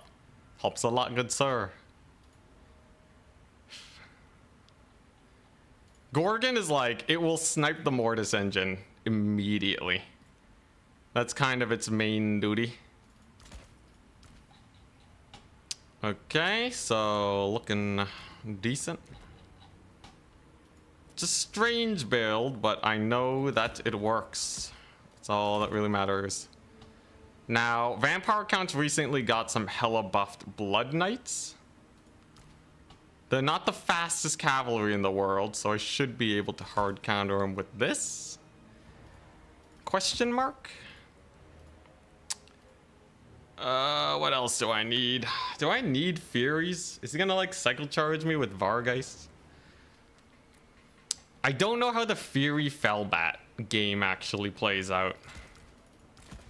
The always a sketchy thing with running Furies is they might just go for an air game, and if they know how to effectively kill Furies, you're just dead. So you gotta be really careful about that. Then there's the Blood Knights. I can counter the Blood Knights with this though. Fury smoke bats horrendously. Oh, okay. So you're telling me it's very good then. Fellbats are worse? Dang, not a lot of Fellbat love. I see. Anyways, the only way I lose this is if he gets a Mortis engine on top of me. I think that's the only way we lose this, or he gets like some insano plays with Blood Knights. Other than that, though, this should be okay.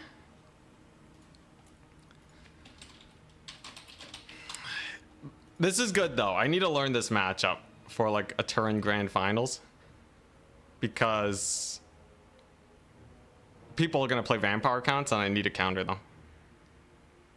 Alright, so he's already, I think he's ready soon. Do I want Forsaken? Forsaken are usually good, but I think we just have units that are better than that. So I probably don't need them.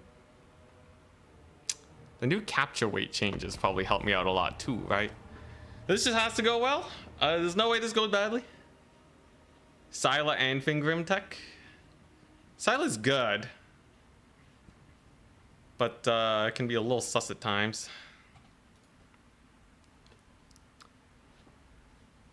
Like if he goes for like a mega blob, but I don't know. I don't know how much I like Syla over some of these other options.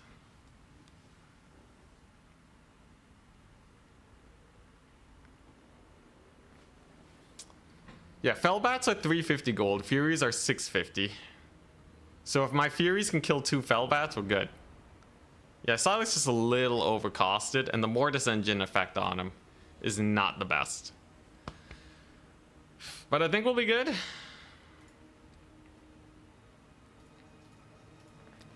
Traditionally, this is a really good matchup too for Khorne. Like, Vampire counts don't really do that well against high DPS infantry.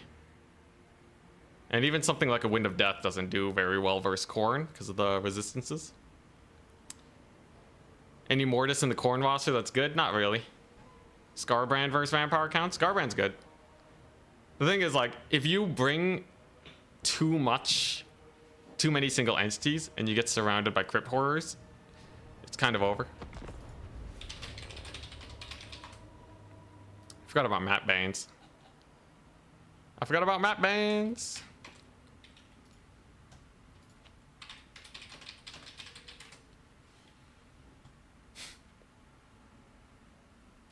Should be good.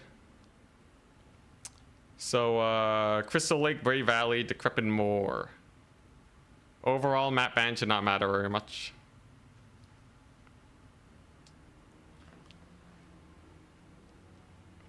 Is Khorne Chaos Spawn not okay against Vampire counts? It's okay, but like spawns still get outclassed by a lot of other things.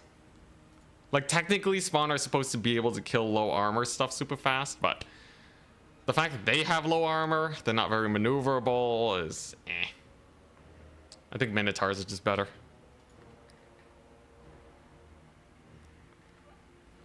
Crap, I don't know if he's getting my messages.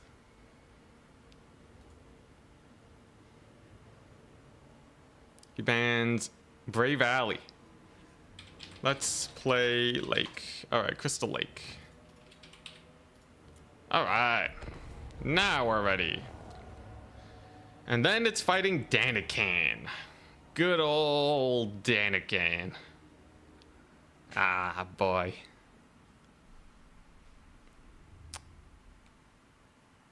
Yeah, Minotaurs with armor piercing help versus Graveguard a ton, which you will likely... You might see. Graveguard Great Weapons can trade up into the Coronate roster. In the right circumstances. They need some support, but they can get it done. It's a little spooky. But here you go. Here's the elite. The mega elite Khorne build. So I got 1 Exalted Bloodletter, 2 Chosen of Khorne, and a Wrathmonger. It don't get more elite than this, guys.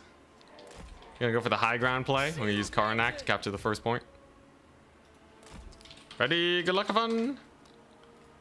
The idea here is to try and catch the Mortis engine and or his lord. So Karnak has Prey of the Blood God. Can net him down for 22 seconds so Valkia can get some work done. We got our Spear of Slopnir. I got a Blood Brute Behemoth. Lot of good stuff here. The big thing is just making sure that we don't get mortised. Alternatively, if he goes to cavalry, all of these guys should do pretty well into cavalry. But you never know. Worst case, I got some Skull Crushers. If I'm really suffering versus cavalry, Skull Crusher anti-large will dumpster Blood Knights. Blood Knights don't have AP, so should be good. The Kemmler, that's very nice. Zombie summon. So I actually didn't go for the axe throwers. Vargulf and White Kings. Mostly skeleton warriors. 5, 3, 4. So he has 3 units hidden, 2 units hidden. Should be pretty good for me, right? Start getting some infantry in here. So if Kemmler goofs up here, he just dies to Karnak. Karnak takes forever to spin though. Jeez, what is he, a train? Yeah, we got the Gorgon. We got the Gorgon.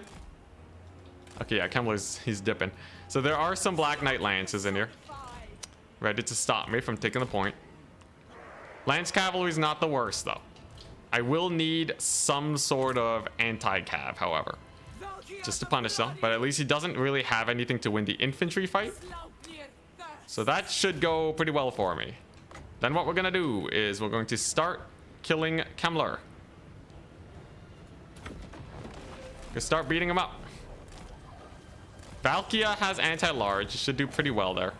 Karnak, unfortunately, is a little bit bogged down, but this should overall be pretty nice for me. Cavalry's actually pushing Valkia back a little. Karnak's in. All right, let's see how these knights do versus my units, though. Real proper units. Valkia's kind of dumpstering Kemmler. He's gonna go for the zombie summon. Okay. Yeah, he's gonna get beat on. I think if we just get our Minotaurs here, we win versus these knights, because they already died to the Wrathmongers. You can see Kemmler is just suffering. And we're gonna save our Spear of Slopnir.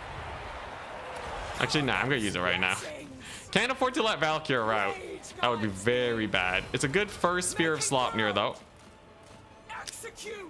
And the more units are low leadership around Karnak, the bigger the buff he gives in an AoE. It's one of the abilities we took on him. Dang, yeah, okay, my infantry just clap. My infantry just delete his knights. Oh my gosh. That's pretty disgusting. So Karnak has, yeah, he has this thing. So he gets melee attack the more units are wavering around him. So he really likes this situation that he's in. Here come the Minotaurs. And we're just here to trade. We're here to uptrade. Chosen do not care about Blood Knights, I don't think. Valkia kind of overcommitting. Whoopsie daisies. But yeah, Blood Knights I shouldn't have to worry about.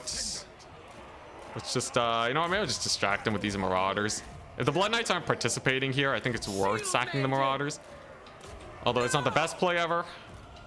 I think I'd rather keep these guys busy for a long time. Because these Chosen will crush it, right? There's nothing here. Oh my gosh, that's just going to delete them, isn't it?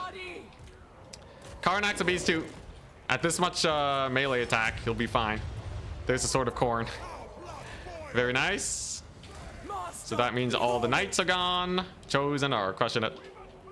And I should be able to start capturing very soon. Now, what do I need to close out? Probably the Blood Boot Behemoth. No, I need some anti-cav, right? Just in case the Blood Knights end up being an issue. Gotta go for that. Karnak's just gonna kill these guys. Kemmler is running for his life, which means Valkia can come back in. And yeah, Blood Knights just can't kill Chosen to Corn. Dude, Chosen to Corn are hype. I kind of like them. I kind of like them, not gonna lie. They're actually kind of crazy. Kind of cracked.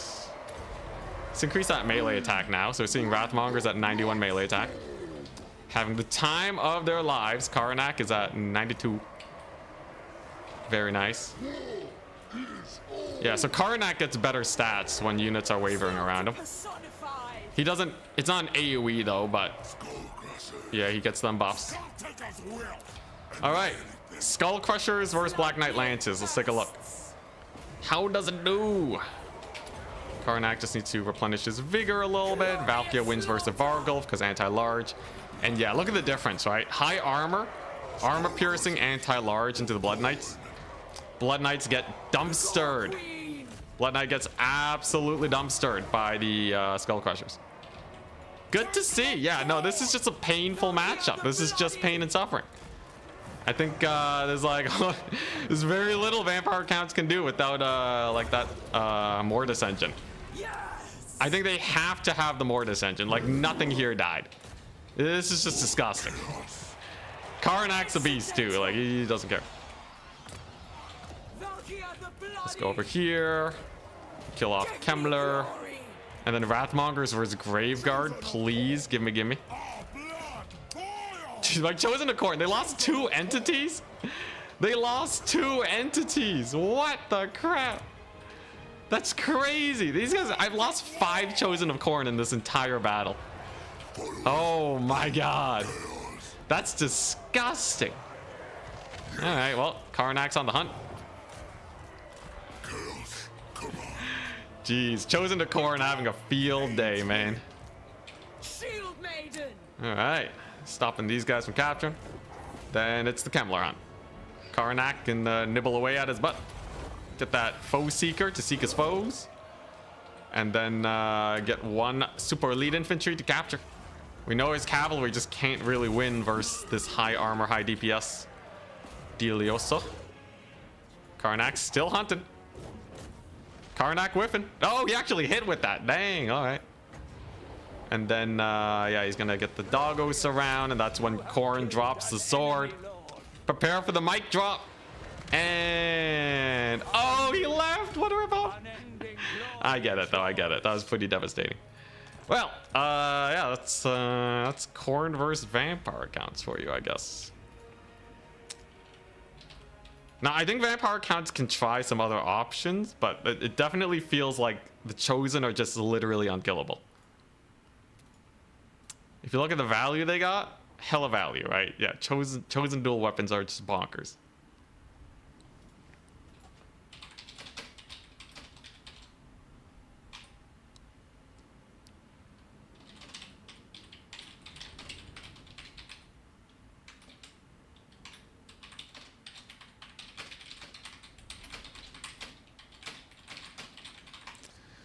All right, Vargulf got massacred, Kemmler got dumpstered. Dang, the Karnak value. Valkyrie doing good. But yeah, nothing beats chosen. We lost like no entities. Wrathmongers did great.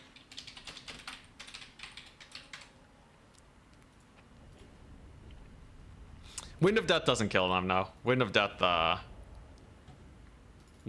Death against Khorne with the spell resist, it tickles.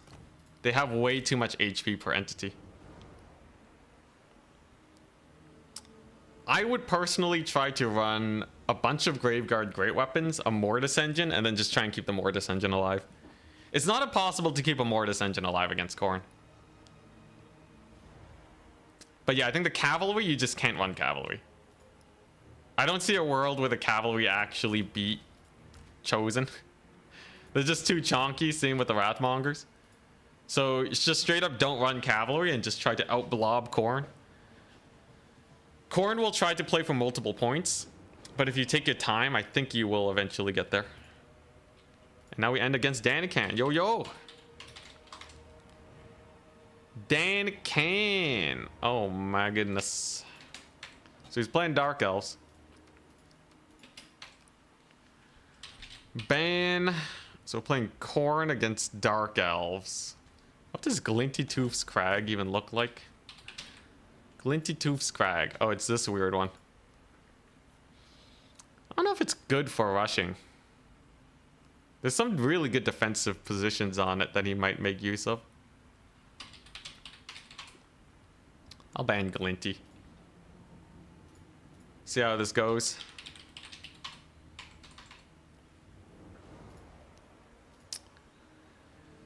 Oh boy. It's time, people. It's time for the last boss. Danican. Khorne.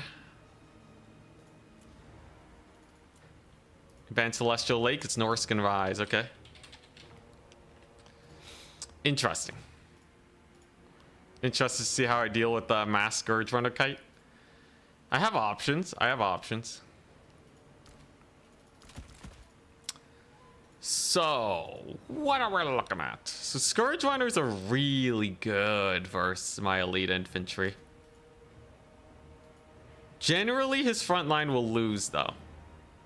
He doesn't have any, like, you know, he's not going to run executioners against me. Unless he does. That would be crazy, though. Triple doggo.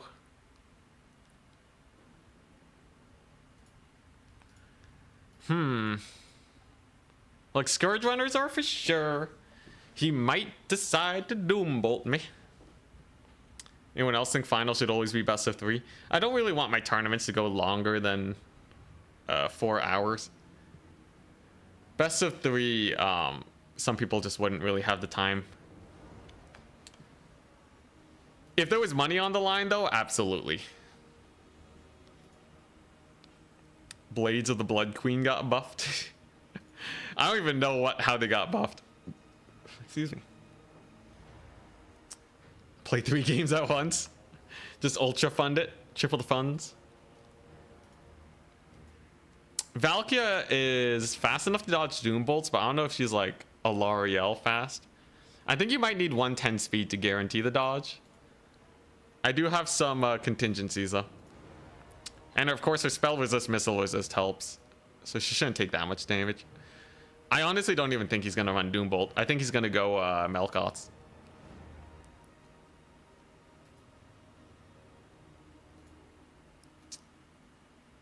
Hurts to see my beloved vampire accounts lose that hard. It's a really bad matchup. Usually elite infantry die to Wind of Death, and they don't have the DPS to beat vampire accounts. But Khorne is like perfectly suited. Plus fire damage into the horizon on the Chosen.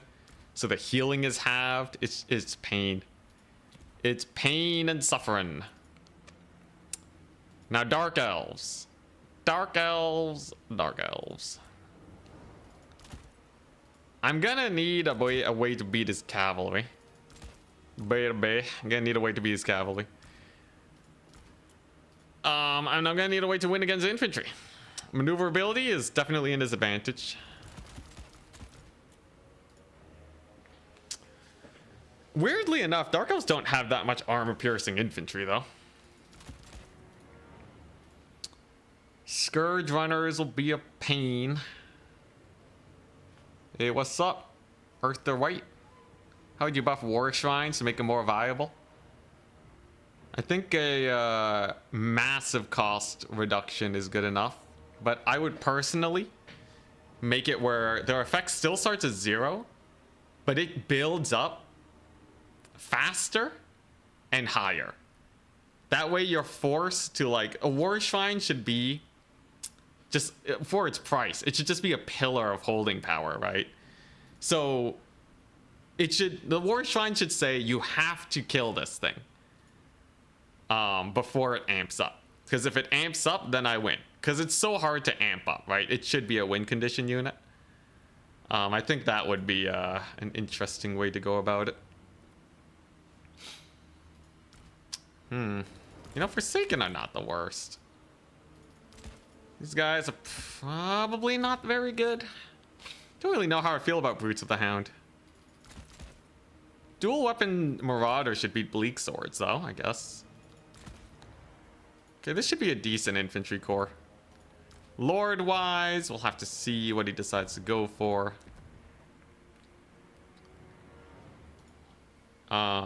We know Khorne Gorers will be really hard to deal with unless he has a leadership bomb.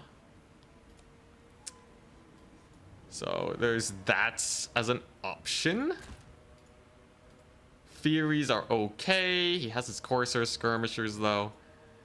The big thing is like, what's his cavalry gonna do? Is he just gonna mob me with like a million Cold One Knights? Because unless I have something to kill Cold One Knights, it's probably going to be tough. It's probably gonna be tough. I guess this is a good one. And then one of these. And is that enough? Are Furies any good into Dark Elves? I feel like Furies don't really have a place. They're like, maybe. Maybe they can get something done. You know what? This is probably good enough. This is probably good enough.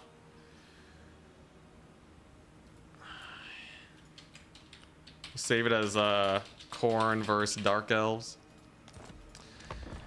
Here we go.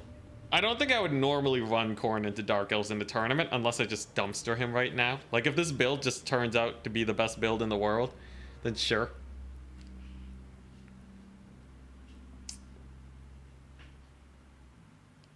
Oh boy. Let's see it. I think my front line will win. I think my front line wins the fight. I'm really worried if he's gonna bring something weird though, like if he gets like a dragon or something, you know? So here's the starter. Already pretty crazy, right? So I'm going triple doggo. But a lot of Dark Elf units don't have armor. So it's a start. Big ol' infantry line here. And we want to be a little wary. Taking our fights. We don't want to get caught out or anything. We don't want to be too wide where they're not all fighting at the same time. So let's see. Okay. Interesting formation of Bleak Swords. And he has Chill Wind. Armor piercing. Chill Wind's not bad. Dreadlord. Ah, okay, I see. He's trying the volley of dark arrow strat. Alright. So we're gonna have to deal with these Scourge Runners, first and foremost. They're gonna be very annoying. First, my infantry. It's probably gonna Chill Wind these guys. Valkia can probably fight his lord, right? Okay, there we go. Capture point on the high ground is good. And Valkia gets a little nibbling on him. Now, I don't want to start trading right now. I'm happy to just sit on a double cap. Double cap is fine by me. Valkia can just dodge a Reno a little bit. Okay, we just got to make sure these Scourge Runners don't cause me too much grief. Valkia continues to dodge. She's doing fine. Could probably get the doggos here. And he's not doing too much damage to most of my forces. I actually do want a Khorne Gore in here. And there go the doggos. They're all lined up. I can't actually tank a charge from them. That would be a little too painful. But as it stands, it's not too bad. So he goes for the high ground point, but he's going to lose this one. Doggos are just a little too good. Is he going to Chill Wind me or something? I can probably kill his caster, all things considered. We maintain the double cap. That's good. Summons in some Cold One Knights as a starter. Gets a pretty nasty volley over there. Valkia too. This Dreadlord's just bullying her. And yeah, okay. She takes a little bit of a hit. Has to land, but overall we're okay. Definitely got to avoid that breath attack though that's incoming. Gets a Chill Wind to slow him down. Gets a breath attack. But overall, we're still fine. Gonna move on with the doggos. Get the Khorne Gores in here. And then I think I actually want to summon in Karanak at some point to hunt down his caster. Because I don't want him to get too much Chill Wind value. Hopefully I can stop him from capturing that point over there. We can start relocating a few of our forces. As Valkia continues to fly around. And we do save the point. Ah, hell yeah. Alright, that's exactly what we needed. So far, so good. You know, I'll have Karanak in here in a second. Might be a misplay, but I feel like hunting down his caster is just too good to pass up. Okay, and then we pull back. Khorne Gore's actually got his Scourge Runner Chariot. It's pretty funny.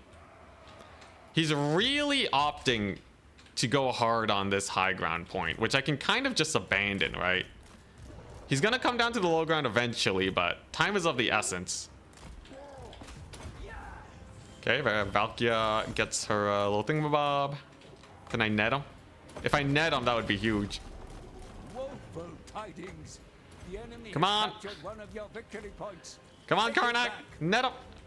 Net him down. All right, nice. So Karnak got the net. Valkyria can bully that lord a little bit. There you go. Karnak can start hunting some fools. Okay, I think Valkyria can probably disengage now without taking too much damage. Not terrible. So he does get the high ground point. He's really trying to go for the skirmish plays. Interesting to see the chariots just still shooting at the Forsaken. I guess that's what he's the most worried about. But yeah, I just have so many corn gores, right? This should be pretty bad. So Valkyria's doing fine. The chariots are almost out of ammunition. And I don't think they got too much value because none of my guys are too elite. Karnak can start threatening just a little bit. And I can maybe catch out these Dark Riders. With only one Cold One Knight, these Dark Riders should not be able to get too much work done. The fact that I have a slight Lord advantage is huge too. But let's see. So I'm expecting a chill wind here. Yep, there he goes. Valkyria's getting peppered a little bit. And yeah, he's just pulling back. Okay. Time is on my side though. Remember, most of these guys are way in the distance, but a Medusa comes on in. All right. So I gotta deal with the Medusa.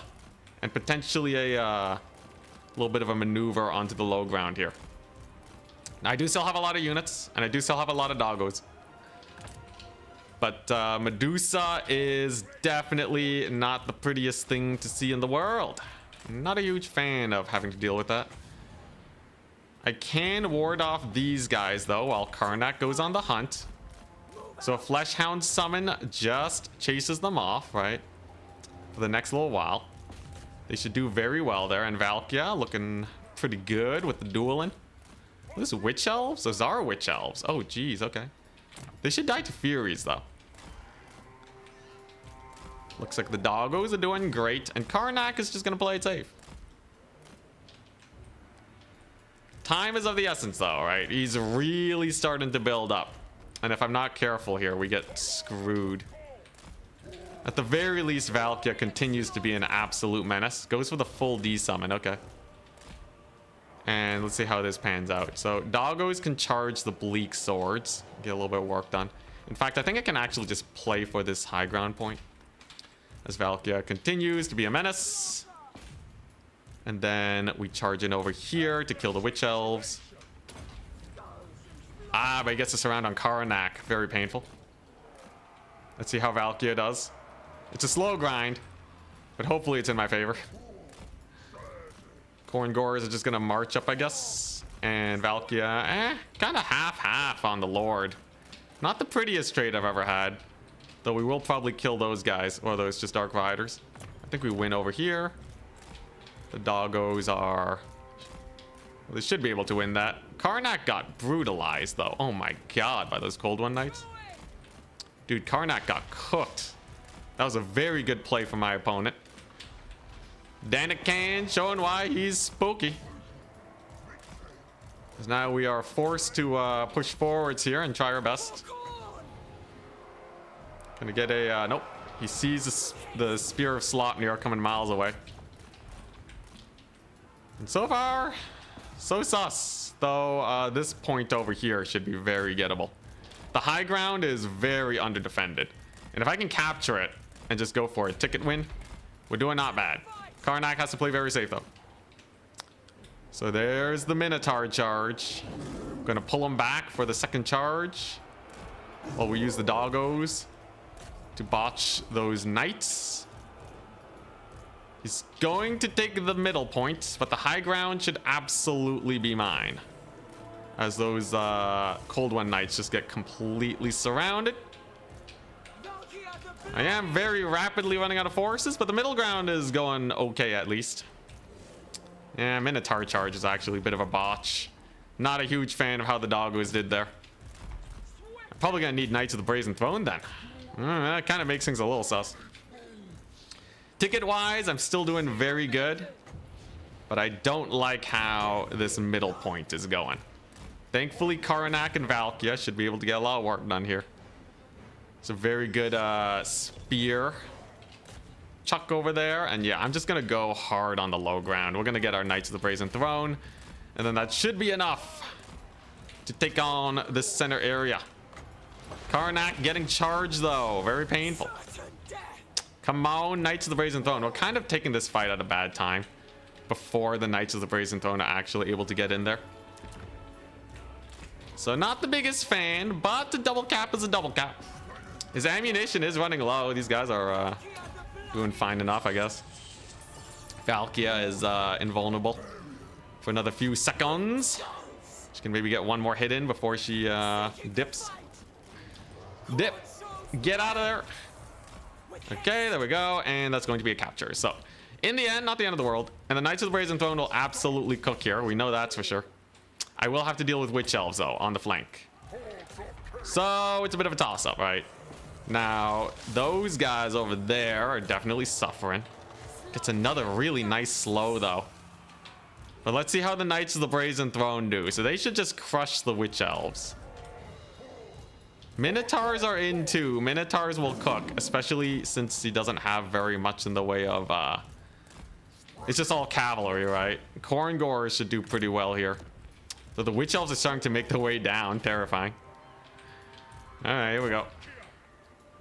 Knights of the Brazen Throne are going on in. I don't think I'm going to kill his lord. The Minotaurs, of course, are kind of in a sus situation. We're down 5,000 value. Holy crap, okay. That's a pretty good Knight of the Brazen Throne charge, though. So that just insta-routes them. But the middle point is probably going to be lost, right? How much longer can I hold it for is the question. I can probably make a play for the high ground, and this home point is pretty good. Knights of the Brazen Throne are doing amazing right now as it stands. So I don't think it's as doomed as one might believe. It's not as doomed as you might think, because these knights have basically no counters, right? Going for the high ground here should be relatively simple. Just bring in the Furies, summon the doggos. His army's relatively slow, and it's going to take him a while to finish clearing off this point. But I need that double cap. Without the double cap, we got nothing. We got absolutely nothing.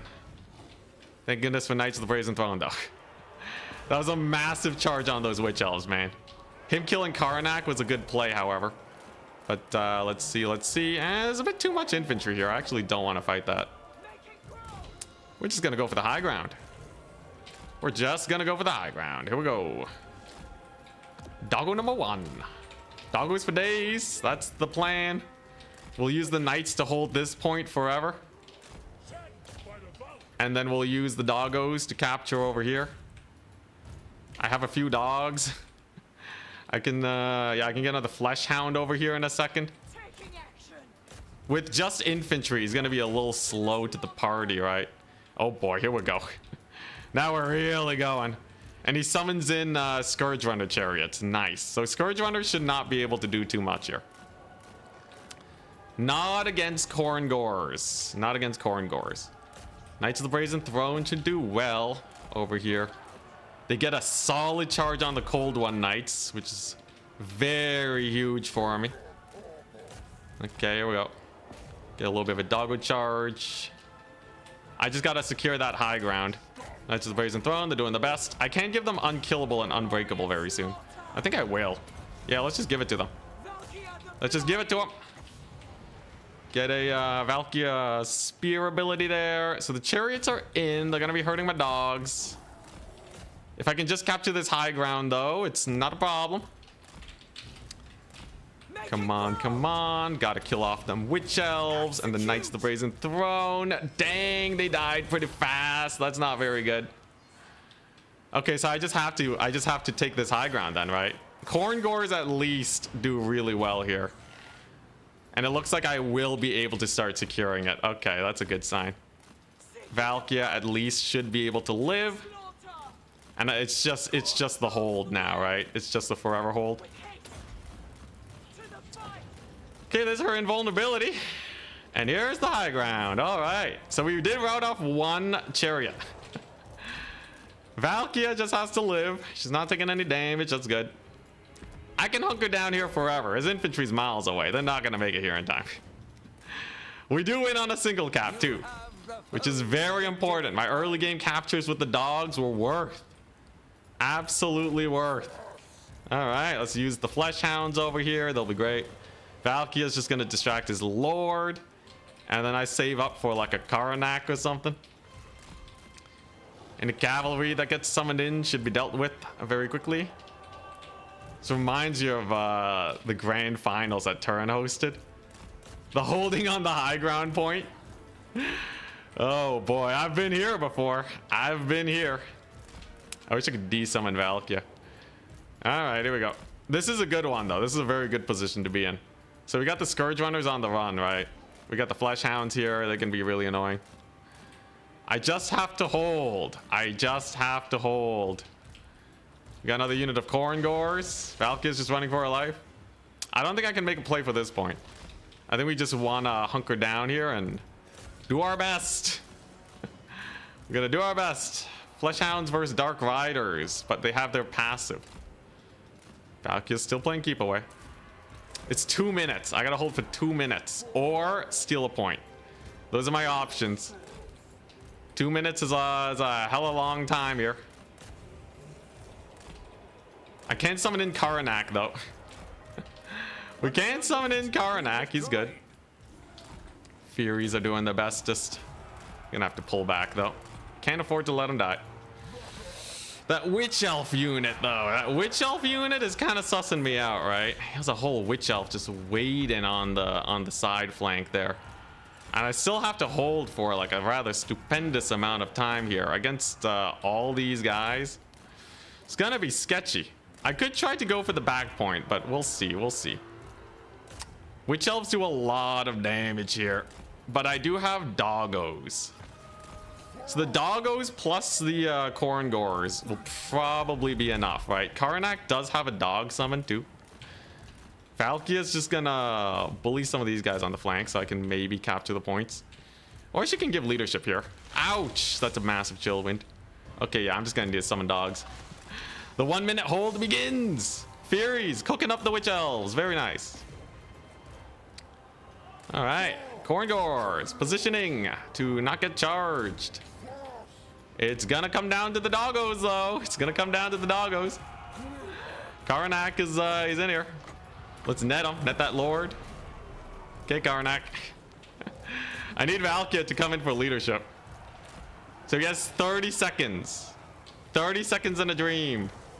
Doggos are in though. They're gonna be slowing down that capture rate rather dramatically. Gonna try and avoid those knights in there. Oh my gosh. Dude, I think he might actually do it. Do I have enough dogs? Come on, doggos! Oh my god, he holds! He gets the capture point. He steals it with the cav spam. Alright, plan B. I should have gone for the middle. Should have gone for the middle. Oh my gosh, dude. The Corn Gores did not hold. Oh, we're dead, man. We're dead. Dang, what a close one. 9 seconds on the clock. I'm still gonna make one last play here, but I don't think the dogs do it. Oh my gosh, what a fight. What a fight. Yeah, Karanak wasn't even on the point. If Karanak was, it would have been close, but he had so many chariots. Oh my gosh, GG. GG, well played. I think he actually had some time to spare though. If he wanted to do the big dive, he could have done it earlier.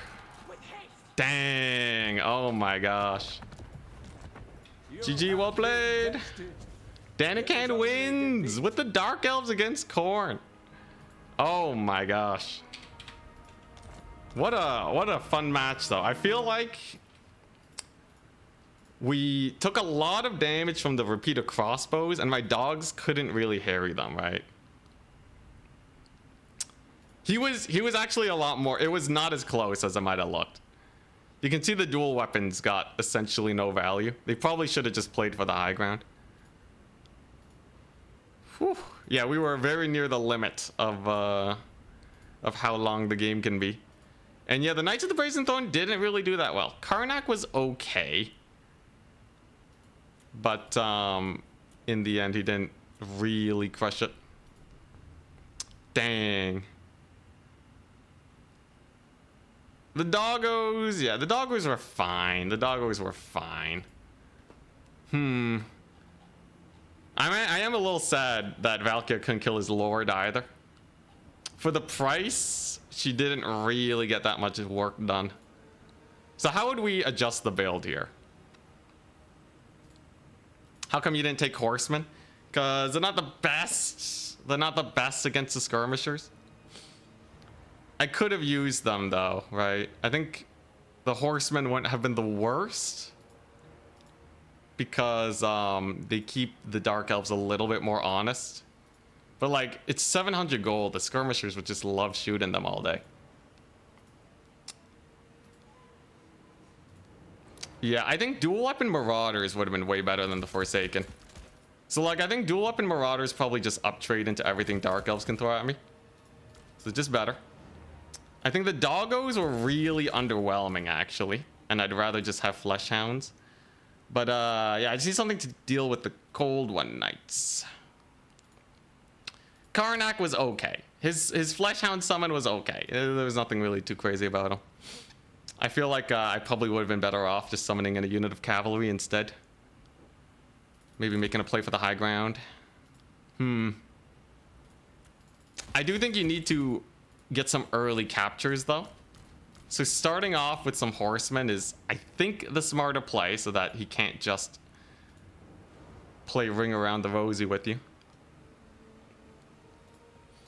Yeah, the crossbow cavalry is what got me.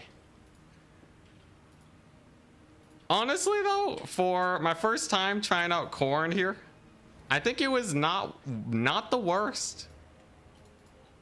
So Danican wins. Let's make sure we do this right. Well, foot characters should just sit on the point. Foot characters probably not the worst. So what would dark elves have to kill them? I guess they won't have too much, right? Finalize the tournament. We'll give him his congratulations. You can. Congrats. Congrats. There you go. Congrats on another win. Dang.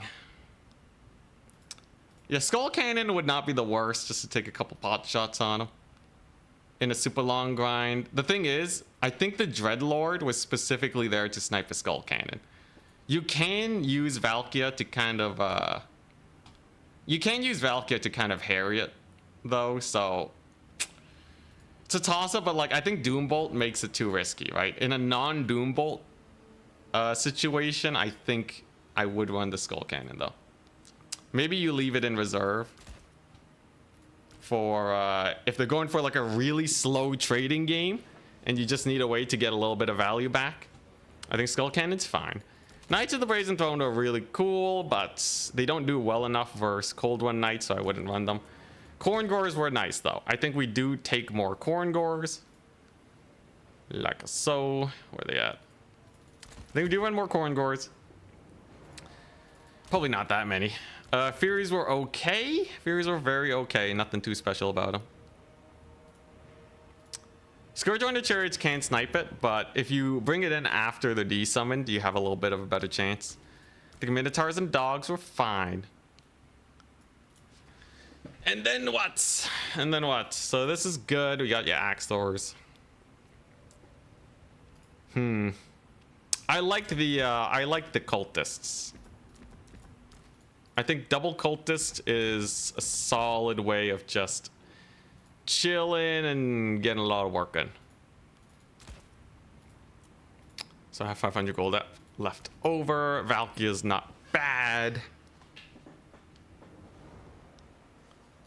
No, Valkyria is she's there to punish cycle charging. So she's there to make sure that his lord can't just keep cycle charging forever, but she'll never actually win a fight super hard. I can't really take any other Lord though, because we really run the risk of getting Lord sniped. So I'm gonna pass on that. Could take some chariot characters, but they probably won't do too well. I think the double cultist is fine though. If you just want to hunker down on a point, it's good. Full mobility would prevent repeater crossbows from ever shooting. Yeah, but full mobility gets out-traded by the Scourge Runners. You saw how much damage they did to the Flesh Hounds, right? So I think one Fury is good enough to punish Witch Elves. That felt really good. And now I just need something to round out the build, right?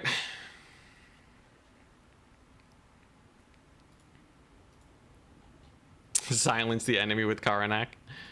Let's see. Losing Karanak, by the way, early on was a huge misplay. Let's see here. Yes, you can't really run the expensive infantry. I wonder if Marauders of Khorne are good. I don't think they actually uptrade into anything. Blood Beasts are not the worst. Minotaurs are not the worst, but I'm still a little worried about their health.